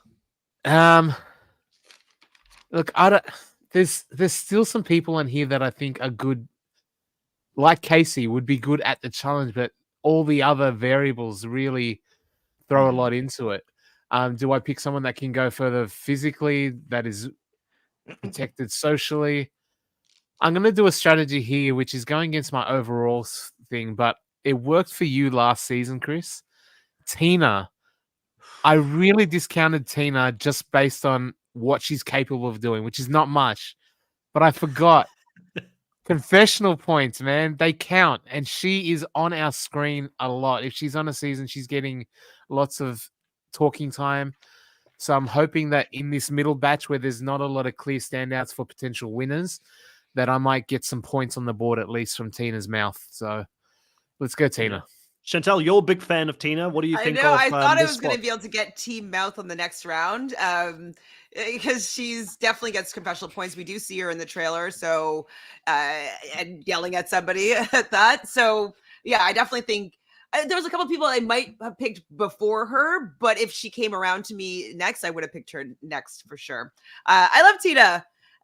And you know what? Sometimes she's good at stuff, like sometimes she's actually decent. And maybe she worked out a little bit after doing All Stars 4, coming on for 40. Maybe she's like, maybe Rachel was like, listen, let's give ourselves both the best chance to doing well this season. Do some workouts with me. Come on. And maybe she has been. We have, who knows? Who knows? Yeah, definitely. I love Tina. And so I'm happy that she got picked in the first half of the draft. Drew, over to you. Any thoughts on Tina, and then straight into your next female pick? Solid pick. She's looking fantastic. She looks like she's in even better shape than she was back in her early 20s. And she's gonna pop off. She's gonna have some funny moments. So she was on my next pick. So I think that's a really solid pick. I'm just gonna keep to what Era 3 is to Chris, Era 4 is to me. And I will continue to pick some of the new players. And we're going to pick the people's champ from season 39, and that is Nerys. She's got the stamina. She's got the speed. She's got the brain. She's got the brawn. She's crying. Got the ticker, the heart. That's the thing I underestimated the most, I think, in that season. That's something you can't see until somebody gets thrown into the gauntlet, which she was in this season. So great pick. Woo! I mean, okay. I love Nerys. I was rooting for Nerys. I've always been a fan of Nerys, even on I love Nerys. I love her and her roommate, Deandra. She's always been a favorite. But if I'm reading social media, I'm worried that she's out early because I feel like she started posting stuff while they were still filming. And I'm like, wait, does that mean she's out early? Or are they all done and she's the first one posting? And so I just got hesitant of wanting to choose her because her social media activity started up pretty quickly from when they went out to film. So I don't know, obviously, the timelines. I just remember seeing her posting and thinking wow, are they done filming already? That seems quite soon. And so it just got me worried about how well she does. So maybe she's purged out first. I got worried and hesitant. So I love Nerys. I hope that she does really well, but I was worried with her quickness of her social media activity. Let's hope she had someone in her family run her social media for her while she was out there. I'm just but hoping, it was her on a live somewhere. Oh, really? Yeah, it was actually her. So that's a level. That's a level of analysis I don't have. It was just but I noticed. It wasn't like I was looking for that information, but I saw her go do something live, and so these drafts sometimes can be like Minesweeper when you pick, because if you don't stay on top of things, you can very easily choose someone that's going to go home early like that. But I could be wrong. Not taking that into account, because I didn't know about that either. I would have thought very solid pick. I think Nerys has got, if she does well this season or doesn't do well this season, I think she's got a long career on the challenge. I think she'll come back for many seasons, and it's just going to be someone that the franchise is going to get built around in the future, current version of Cam or somebody like that, like Killer Cam, or hopefully a more likable version than Tori for the future of the face of the challenge. But I thought solid pick overall. Drew, you've also got the next pick. You've got the next male pick. Who are you going with that? All right, so I have a mixture of 3 players that were around here. It's tough because I'm reading the chat, and again, we're in this mosh pit area. To me, I'm gonna go with somebody who's apparently popular in the chat, and I think it's being recency bias, but I think that they may have a hot hand. They may be coming in with some friends from All Stars 4. You never know. Made their first final there. So I'm gonna pick Derek C. He is coming in with Laurel. He's coming in with Ryan. He just played with like Rachel and Tina and Cara, and you never know what those can work out. He Best friends with Janae too. Janae, he showed how athletic he was and how he can run and everything. We'll just see. He didn't go into an elimination last season, but I think maybe that momentum can carry him in this season, possibly. I mean, for some reason, he's really popular, and I think it's because of the recency bias. But at this point, it's like, I would like to take Nehemiah, but Wes is in here. So I don't know how many friends he has here. Darrell is a great pick, but he hasn't been on a great hot streak lately, even though he has a fantastic beard and great biceps. So I'm going to pick Derek here and just default to some of the people in the chat. Yeah, I was toying around with Derek, because he did really well. We learned that he was like a track star. He's super fast. Like, we really got to see him perform well, and performing well with Laurel, which was really fun to see. And so I definitely could see him doing well within his era. And I think that he's better insulated than he has been in past seasons. And so, yeah, I think that he's definitely a good pick, especially in this position. Kahuna, it's getting tough now. Where are you leaning towards for the men? Like, yeah, what are you thinking? It's a crapshoot. It's a crapshoot. There's so much, like, the variance is just so high. Like, you're either going far or you're going early, and it could be anything in between. So if you look at my team, again, people trying to work out my strategy, I've got Jenny and Bananas are my potential winners. I've got Olivia and Kylan that are going to fly under the radar but good at the game. And I've got Tina for points, confessional points. And I'm going to go with that and pair her with The male what I think is the funniest pick. But no winners are left here for me. No winners are available here. So I'm going for confessional points next to Tina with Josh. No way. He's not going out early because no one will be scared of him. What if he gets purged out? He's going to get drama points. He's going to be crying a lot. He's going to be getting messy. No one's winning. No one's going far here, I don't think. Everyone left is like middle ground. So I'm getting some points while I'm there.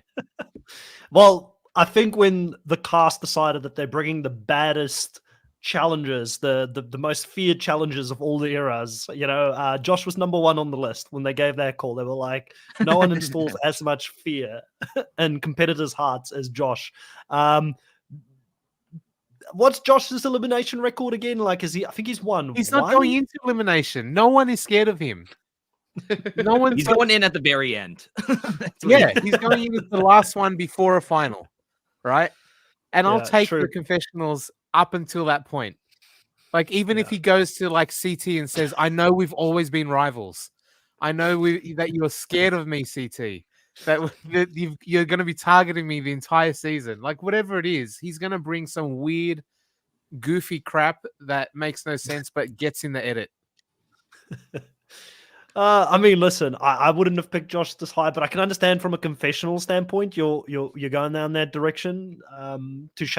Like, you're going to get what you want with him. It's just how long is he going to be in the game? I don't know. That's my gamble. That's the gamble at this point. If he gets thrown into the wrong elimination, or if there's like a daily where the last person automatically goes into elimination, like, there's so many variables we don't know yet in this season, and he could be at risk in any of those scenarios.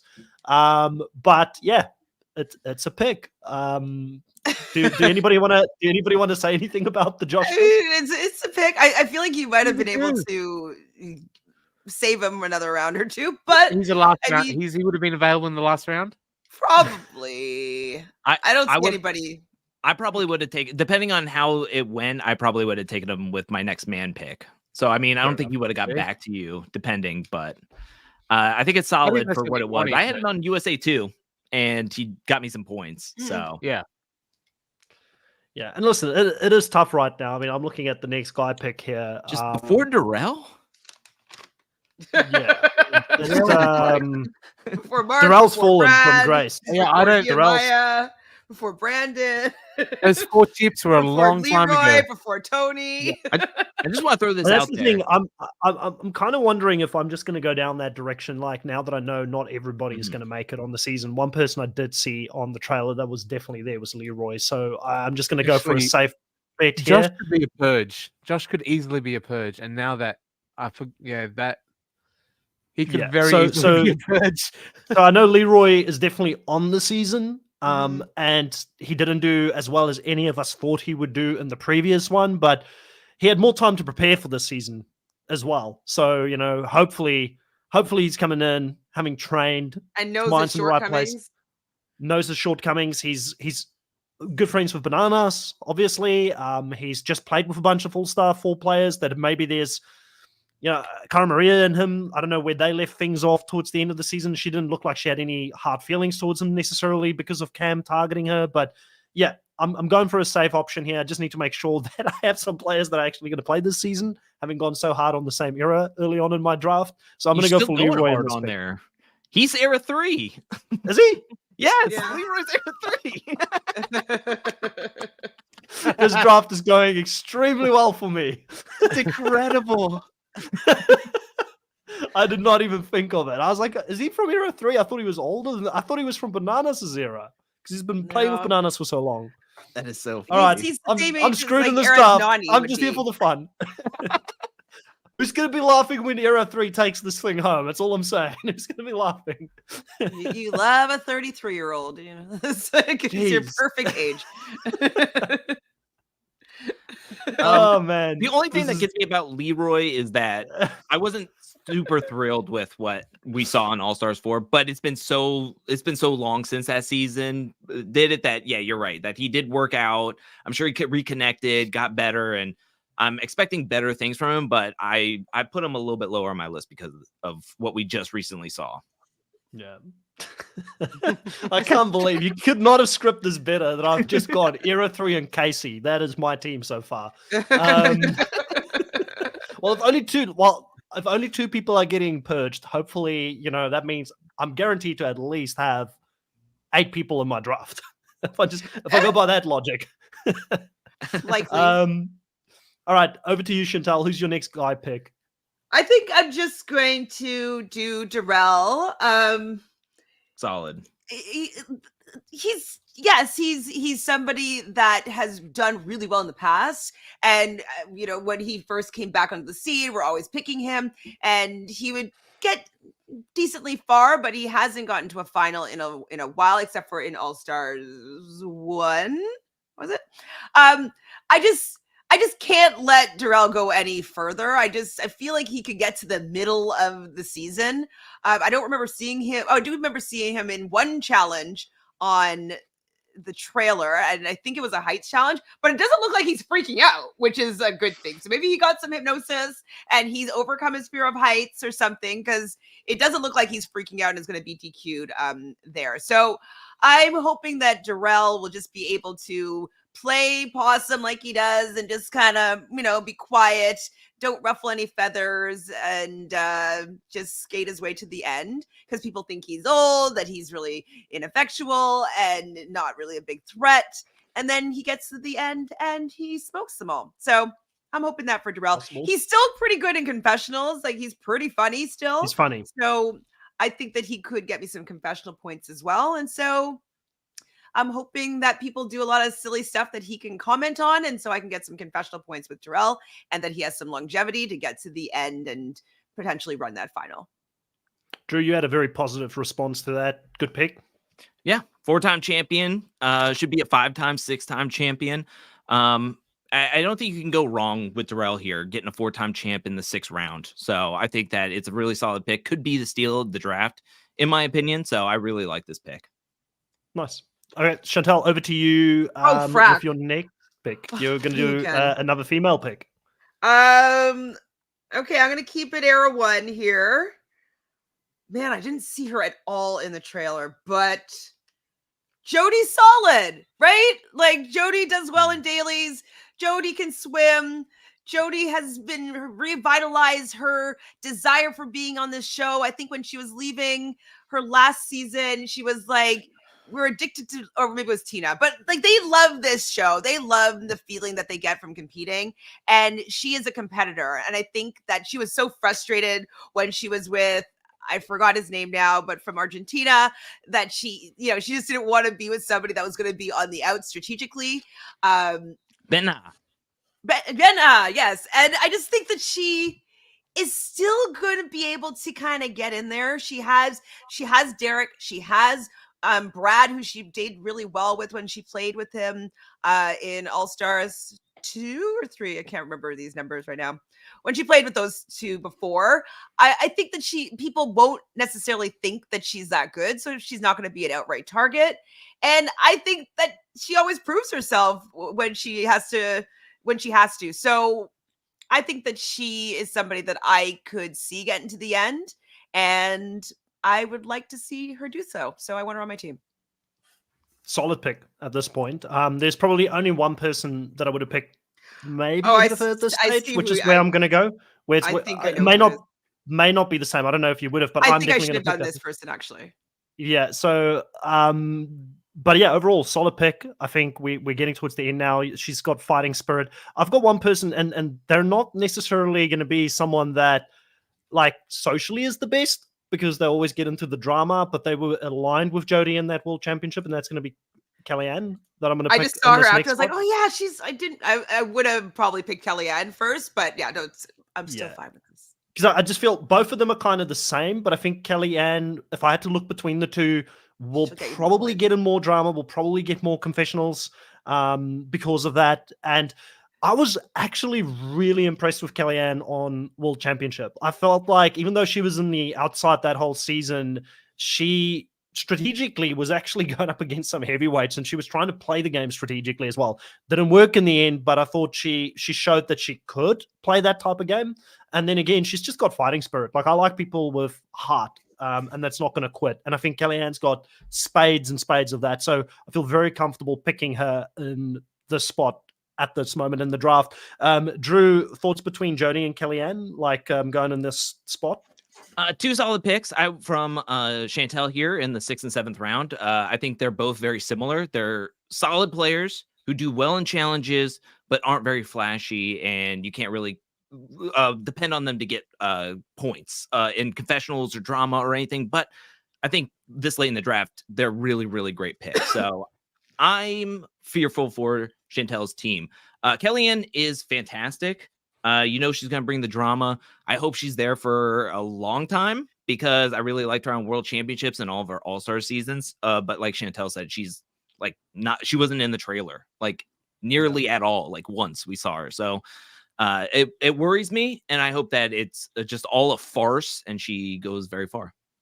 I know that's the only thing is probably why I went with Jodie instead. I just feel like people pick on Kellyanne, and she doesn't back down, which is great.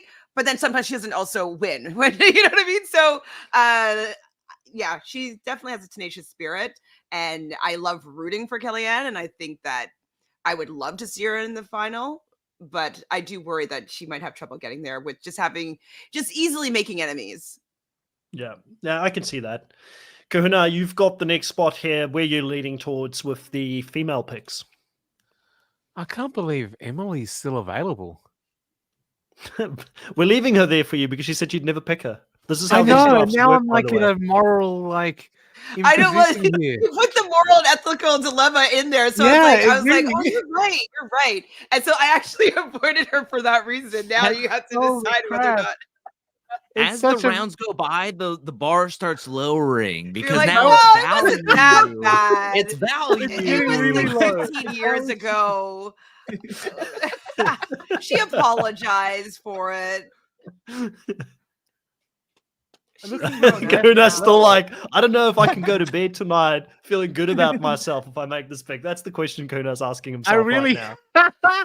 I really can't, especially when you think about who my next pick would be if, holy crap, this is a...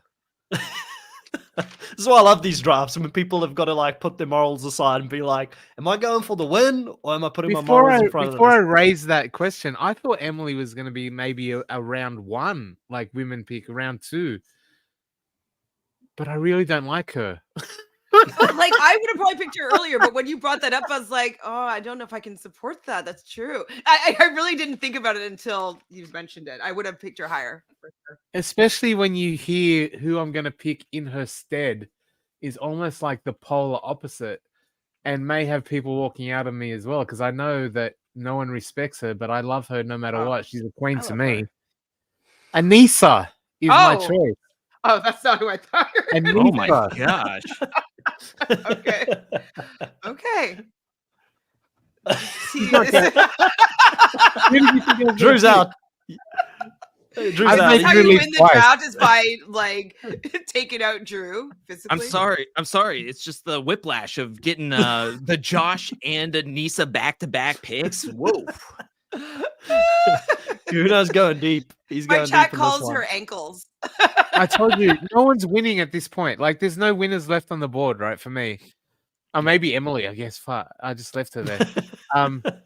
But Anissa will get confessions. She's well insulated. She's deep into like multiple eras as far as her relationships go. She's the literal host of the official podcast and best friends with the Golden Girl and Tori.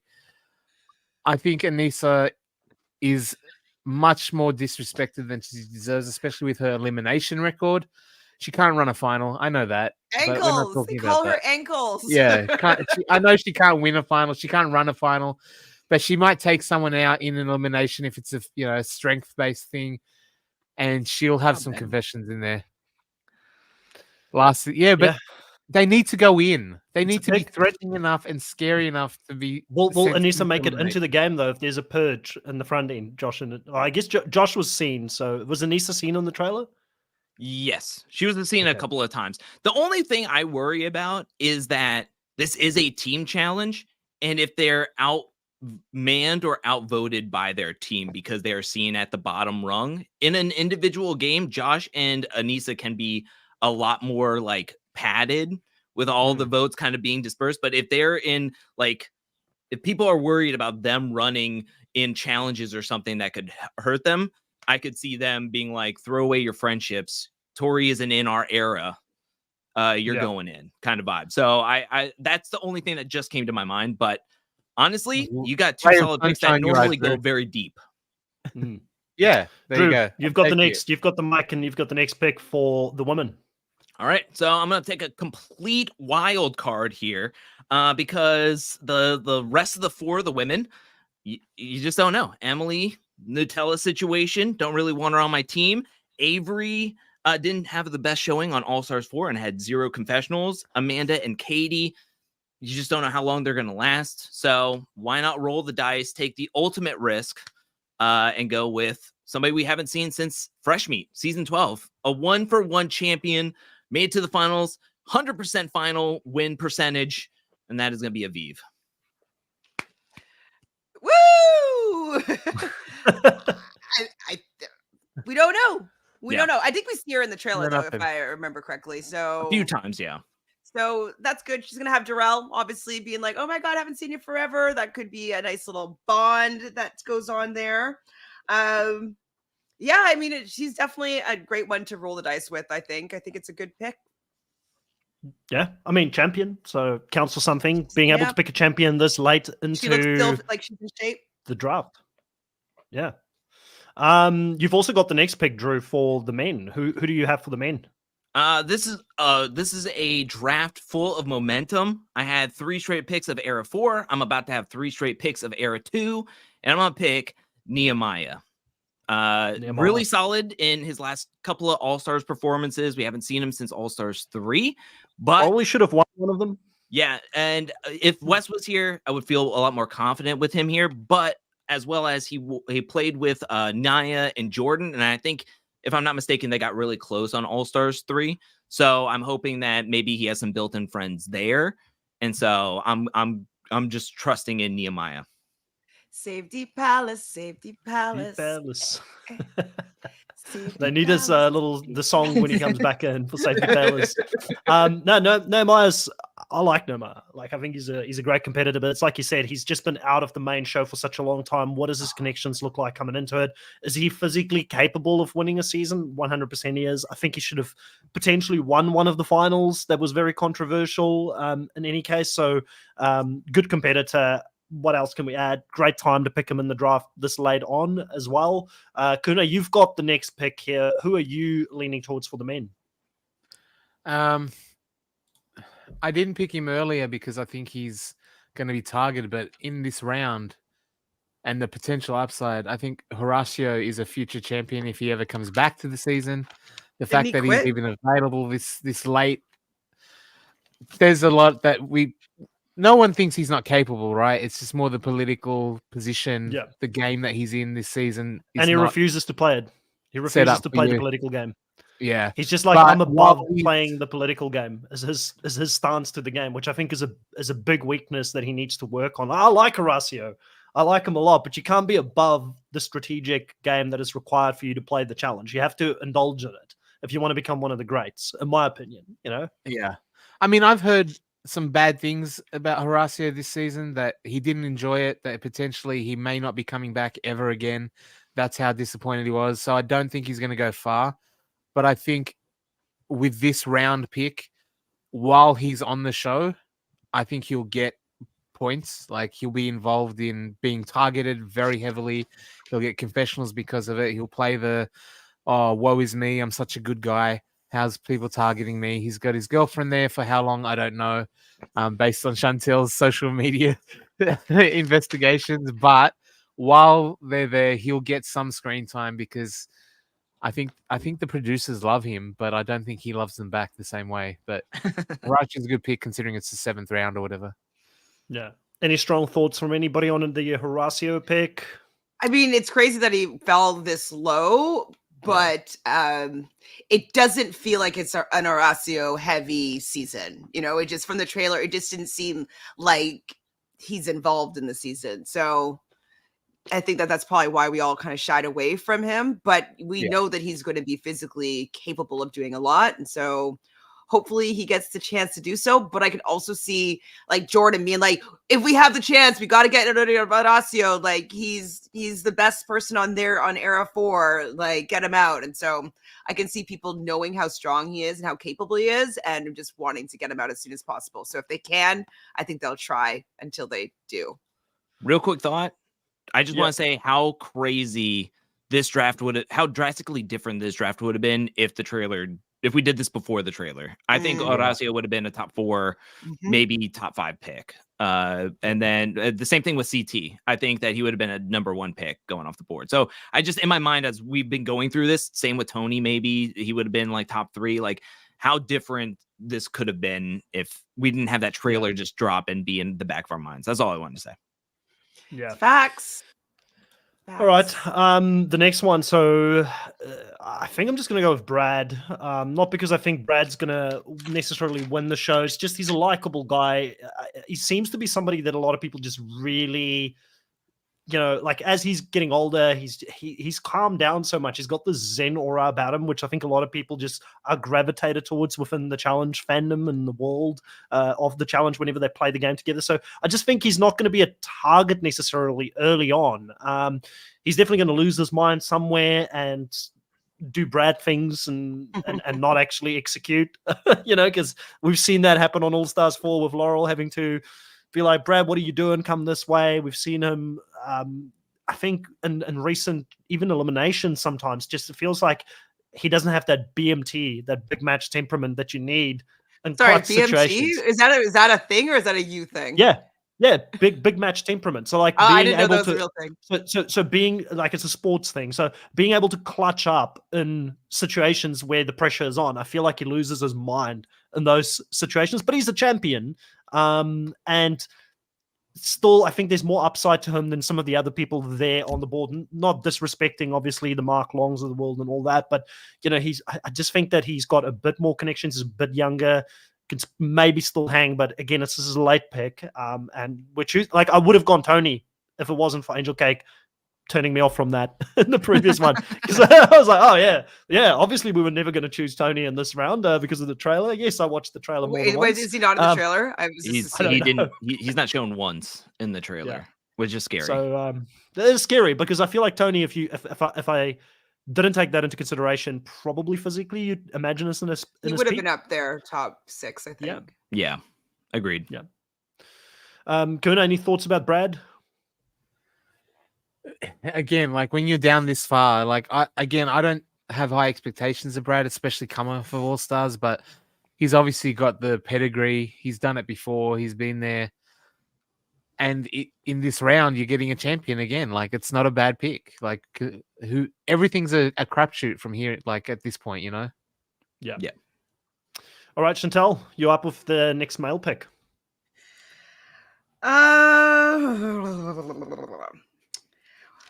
So, oh boy, do I go era 4 or era 2 here? I don't remember seeing the era 4 person in the trailer. Can you remind me? Are you allowed to give me help here, Drew? Did we see Polly in the trailer? We saw him definitively once, and then I counted him 2 more times because I believe I know that I think he was blurred in the hall brawl. I think. Anyways, I think I'm going to steer away from Polly. Oof. What? What are you oofing? No, I'm sorry. I'm sorry, Mike. I had a cough. I didn't. I thought you went like oof. I love how paranoid Chantel is immediately after that reaction, because we all know Drew's the one who's analyzed everything the most here. I'm gonna go. I think Willie in the chat is suggesting this person, and I think because of the fact that I see him in the trailer on the sidelines a lot, he's watching a lot of eliminations. He's not great at the game, but he has his friends, his best friend there, Derek. And Derek is going to have Janae. And I just feel like he might be able to stick around for a little while, get me some points. He might get to the end, who knows? But yes, Ryan is who I'm going to take here. I don't think he's going to be a winner, but I might think he might be around for a while because I see him in the trailer. I'm not at risk of him going home in the purge. And I'm not sure if I saw Brandon. I don't remember. So that's why I'm going with Ryan. Yeah, fair enough. I'm laughing because Drew's. Are you strategizing there in the background, or are you taking notes for the I'm next crunching round? numbers. I'm crunching numbers here. What's the numbers? Get the phone out. It's very serious. I just think it's really I'm like an NFL GM, like texting to trade picks and stuff and go up in the draft. I just think it's funny. I make one like ooh, and Chantel gets, but it was just I was more so leaning towards Derek anyway, or sorry, Ryan anyways, but it was like an hour and a half earlier. I picked Michelle, and she said, "Better you than me," and so I think my oof is okay. I think my oof is fine. I love it. Okay, Kahuna, Ryan pick. What do you think at this point with Ryan? Like, you just saw him in All Stars 4. Yeah, like he's a decent pick because of what she said. Like, he's got friends. He's not going to offend anyone. He'll slide a couple of episodes at least. He'll go pretty far just because no one wants to get rid of him. And because of the trailer, we see him in the trailer constantly standing on the sidelines. So it's like he's not going down. Unless it's the same one over and over again, we're seeing different angles of, but that would be funny. That would be hilarious. Okay, so you also have the next pick for the woman. Oh, jeez. Well, I think I'm going to redeem Emily. And I will take on the burden of her sins, and I will absolve her of hers, and feel as though it's been over a decade since she made a terrible choice, and assume that she has learned from it and that she is coming back to compete. We see her in the trailer. It looks like she's getting in a fight with somebody, and I'm happy about that. and she's a really strong competitor. And so let's see how she does this time around. So I have absolved you, Emily, of your sins. Please get to the final and win this for my team. It's a good pick. I would have picked her if you didn't. So it's like, yeah, at some point you got to be like, listen, there's still so much potential with Emily. She was a very strong competitor back in the day. If you just look at her track record as a competitor on the challenge, so fully understand why you went that direction. It does make it a little bit harder for me in the next pick here because you did pick who I probably would have gone with, and there's not that much left. I know who you're gonna do. Who do you think I'm gonna do? I think that you still have a bit of a hard on for Sarah 3. I think that I think I'm gonna go with Katie for the drama. Ooh. Wow. Ah. For the drama points. If she gets onto the season. But, If she gets onto the season and confessionals. Did we see her on the trailer? I don't remember seeing her. Yeah. True. Drew? Everybody was seen at least was once besides Tony. Oh, shit. Oh, really? Okay. Okay. Well, yeah, you had a big reaction, Drew. Not a fan of this very late pick for Katie. I mean, it's going to be tough. I mean, the only other person. I mean, here's the thing: Emily getting down this far amongst these other three, I think is. I think Chantel. I mean, if you're playing the game and playing for points, you had to pick Emily for the points comparatively to the other three. Katie can get you some solid drama points. Too bad Veronica's not on here, or Trishelle, but. We'll just wait to see what happens because again, these are the last like 3-4 picks. I mean, what more can we say about what's going to happen or what we can expect from them? Kind of vibe. Fair enough. Kahuna, you're next. Where are you heading towards?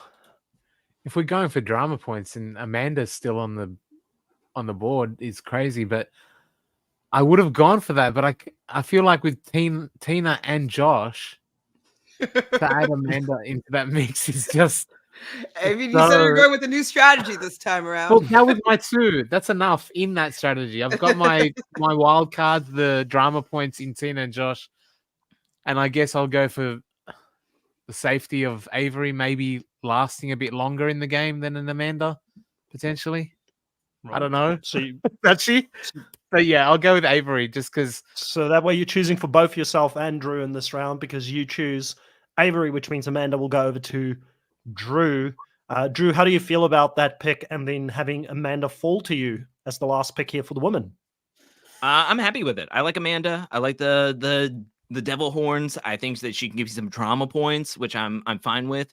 Avery, we just saw in All Stars 4 kind of get put in the background a bit. So even if Amanda lasts 3 to 4 episodes, maybe she could get more points than Avery if she goes all the way to episode 12. You never know what could happen. But I think Avery will last longer than Amanda. But then again, this is the last 2 picks for a reason. So yeah, I'll be happy with Amanda. Right. Very happy. You've got the with mic. Amanda. Where are you going with the male picks here in the last round? I cannot let us disrespect the man who was on the first Road Rules season, the man who is known as the Godfather, who won season 2 of this daggone show, who made All-Stars with his bare hands, texting people and calling people. My gosh, I can't let a 2-time champ, possibly a 4-time champ, if you really wanted to win all those and make it to the finals. I can't let a 2-time champ and the Godfather be dropped down to last pick in the draft. So I will pick Mark Long. Listen, if Mark Long ever needed a hype man, record that a little bit there. Play it every time he walks out on stage to do an elimination. I think he would be hyped up to go in there and do the eliminations. Again, Mark Long, great guy. Obviously, All Stars, we have it because of him, his determination, that went into actually creating that space on the Paramount for us to watch. Absolutely great. I'm just worried, he's getting older. Like how long can he still run with the younger group? Like how old is he now? Like he's in his 50s, Like right? 51, 56 I or something think, like that. 52? Yeah, Yeah. mid 50s, I don't think he's Yeah. mid. I think he's like 52. early. He was 50 when the first All Stars came out. Are you Chantal. sure? I'm pretty sure Are you he was sure it 50 when the wasn't first. that Beth that was 50 and he was a little bit younger? No, I'm pretty sure he was like. Let's have a look. 53. They say. So 53. Yeah, you're not far off. Again, it feels like All Stars came out like 6 years ago, the first one. We've had so many seasons since then that it feels such a long time ago. But again, it's tough when you're competing against people that are in their 30s, right? Your we'll have to team, see. you mean? My team, Hero 3. Yeah, it's going to be interesting to see how it plays out. Obviously a legend, and glad that he's not falling into the last slot. Or maybe not, because I wouldn't have minded having him here personally if he was in one of the last two picks. But we are left with three very appetizing choices here for Kahuna between Brandon, Paulie, and Tony. Tough decision, Kahuna, but which direction are you leaning towards? What a fascinating draft that these three are the last picks. Like, I think you're right, Drew. Like the trailer breakdown analysis, if we had done it before, would have been so totally different. Oh yeah. I So think we've all actually these got- people would have been gone, actually. Yeah. Yeah, absolutely. We get people with very little screen time to no screen time to pick from. It's just random. I'm going Tony. Only Tony because time. I know he's not in the trailer, but he walked out on me last season. He was my number one male pick for All Stars, and That's he sad. left the show. And now he's my last pick, and I'm hoping he might redeem it and actually win or some crazy. Be like your Yeah, like just for the narrative aspect, because Paulie, I just get really bad vibes. I don't know what's going on with like the breakup stuff and the. But that was trailer. all after. Post. Yeah, I know, but I don't know. And Brandon is one of those ones that like I've just literally never respected him. That feels really bad. But like he's always like just that guy that doesn't do much on the show. And his biggest season was last season because of the drama he had with Cara Maria. So like, if that's his claim to fame. But I'm happy to maybe bypass that's that. been rectified since, because that was filmed a gazillion years ago. Yeah, absolutely. like a year and a half. It's possible he didn't have very nice things to say about his castmates though. Like, and it felt like, when did he do that live with there was a live that I think you posted it, didn't you, Chantal, on your channel? With Jemmy? Jimmy, yeah. That I felt like that was around when the show was literally when this season 40 was filmed. Like, I feel like that was all about the All Stars 4. So I don't know if it was before or after. yeah, I feel like when he came on to do that, they were filming season 40. So that to me doesn't give me very good vibes for how well Brandon's going to do. So based on that alone, I'm going to probably go Paulie and leave you with Brandon for the last two picks, Alright. because at least with Paulie, if he's on the season and he's been seen on the trailer, I know he makes it. And then You're secondly, looking for kissy points with Theo, right? Again? Theo, Cara Maria, like, we get I might double up. I mean, they're not broken up at the start of the season, so there's some stuff that could happen there. So yeah, I'm interested to see how it goes. Like Paulie's always said, he wants to prove himself. He's now going up against legends from different eras. I think it's going to be a tough season for him, to be honest. That's why he's this low. But yeah, it's the last two picks. What more can I say? So I'm leaving you with Brandon.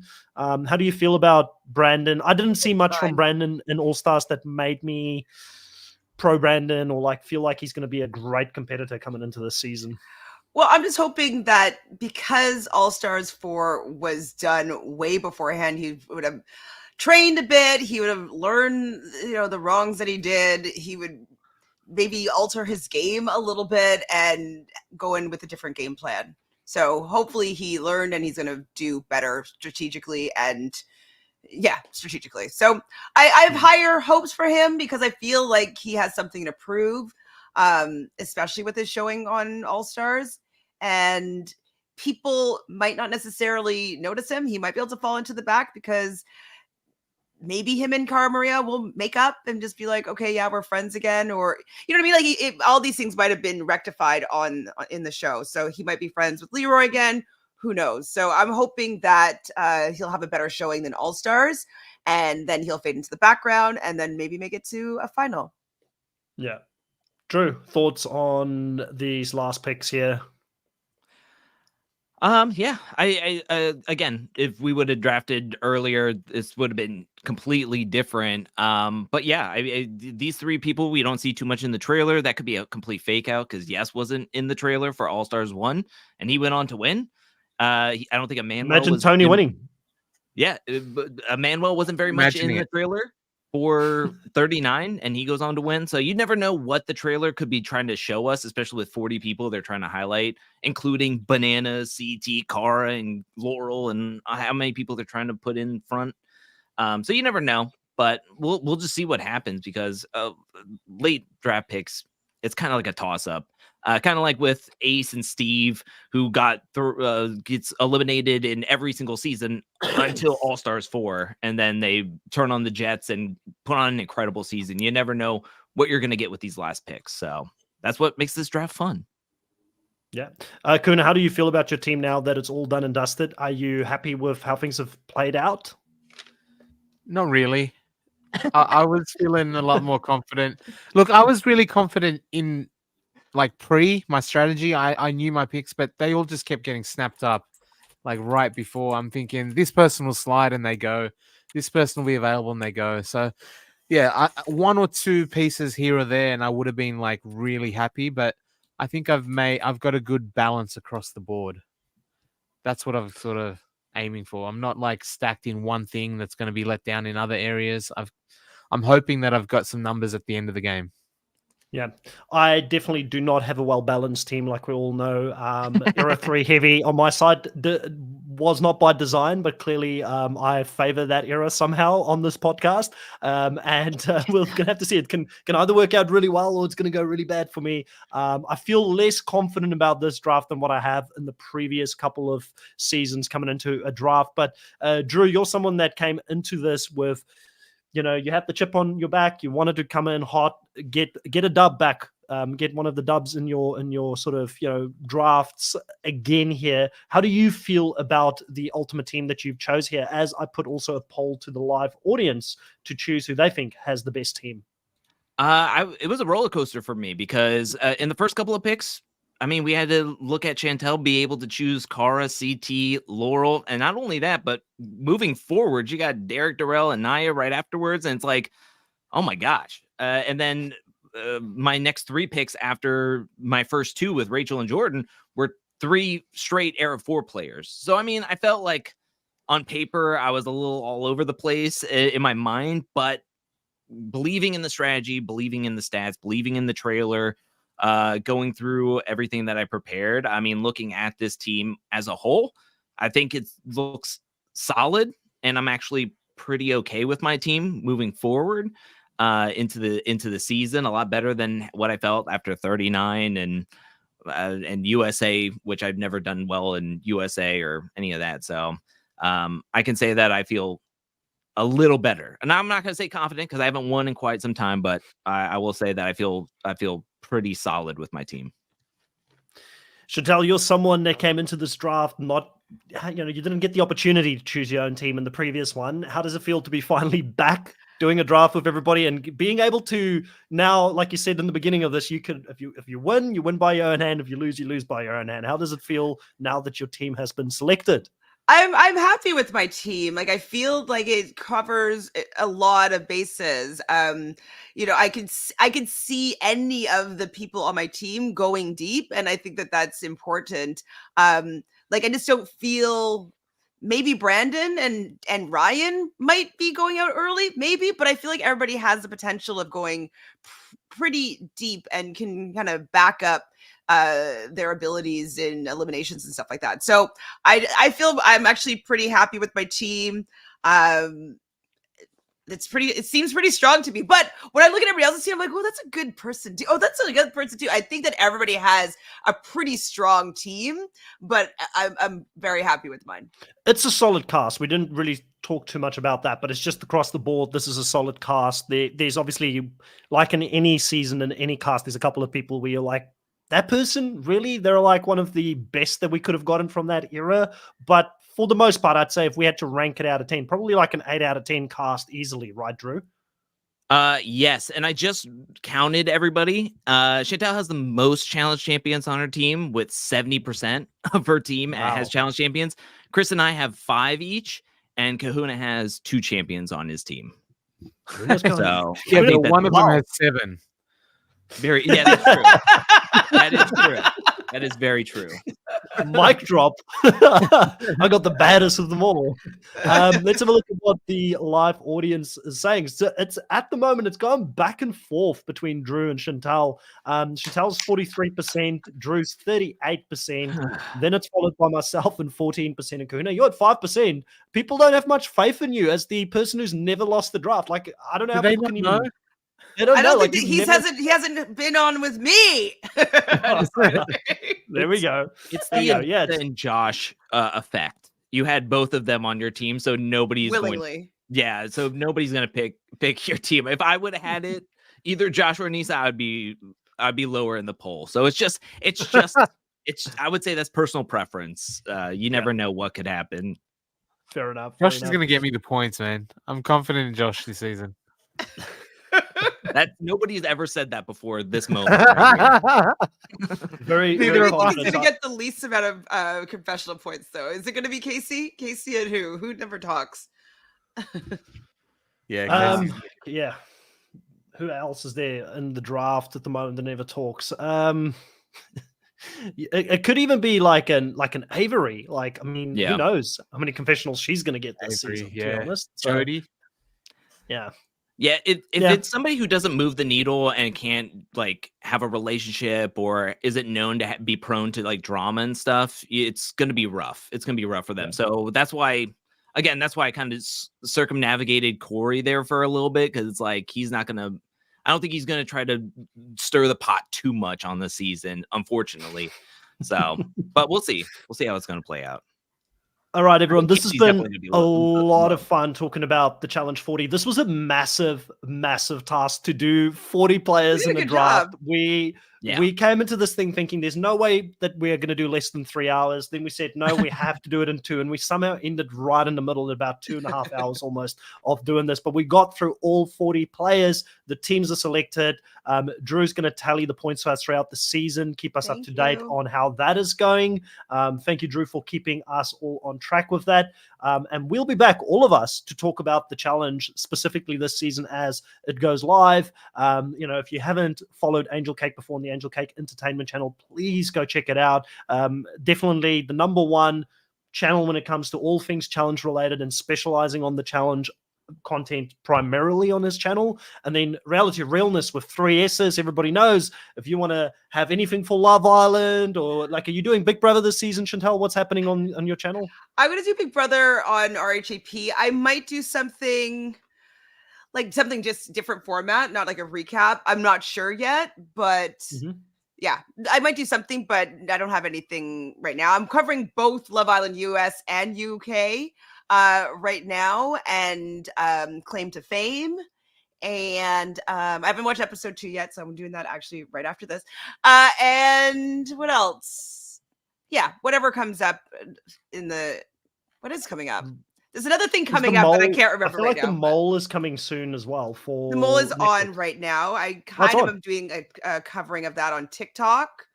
Yeah, just follow me and we'll figure it out. And if you want me to to cover something, I will. Yeah, just go follow Reality Realness, and if you ask her if there's enough demand, she'll put it on there if it's reality related. So go check out the channel, Drew's channel as well, the Angel Cake Entertainment channel. And if you liked the content right here on the Nullify Take channel, we will be covering the whole season as well. We've just finished 46 days of Survivor in 46 days with Coach Drew, not Angel Cake Drew, who was on the channel 46 days in a row talking about every single season. absolute crazy dedication to his craft. All of that has been documented here, and we've got the Traders New Zealand coverage, which Mucky is doing for us currently weekly on the channel as well. So if you like all of that content and you want to see more reality TV in the future, subscribe to the channel, all 3 of our channels, please. And we will catch you guys next time. Thank you so much, everybody in the live. You've been great. Next time we'll be able to interact a little bit more. Today was jam-packed, but we did read the comments throughout. Thank you so much for taking part, and we'll catch you guys next time. Bye.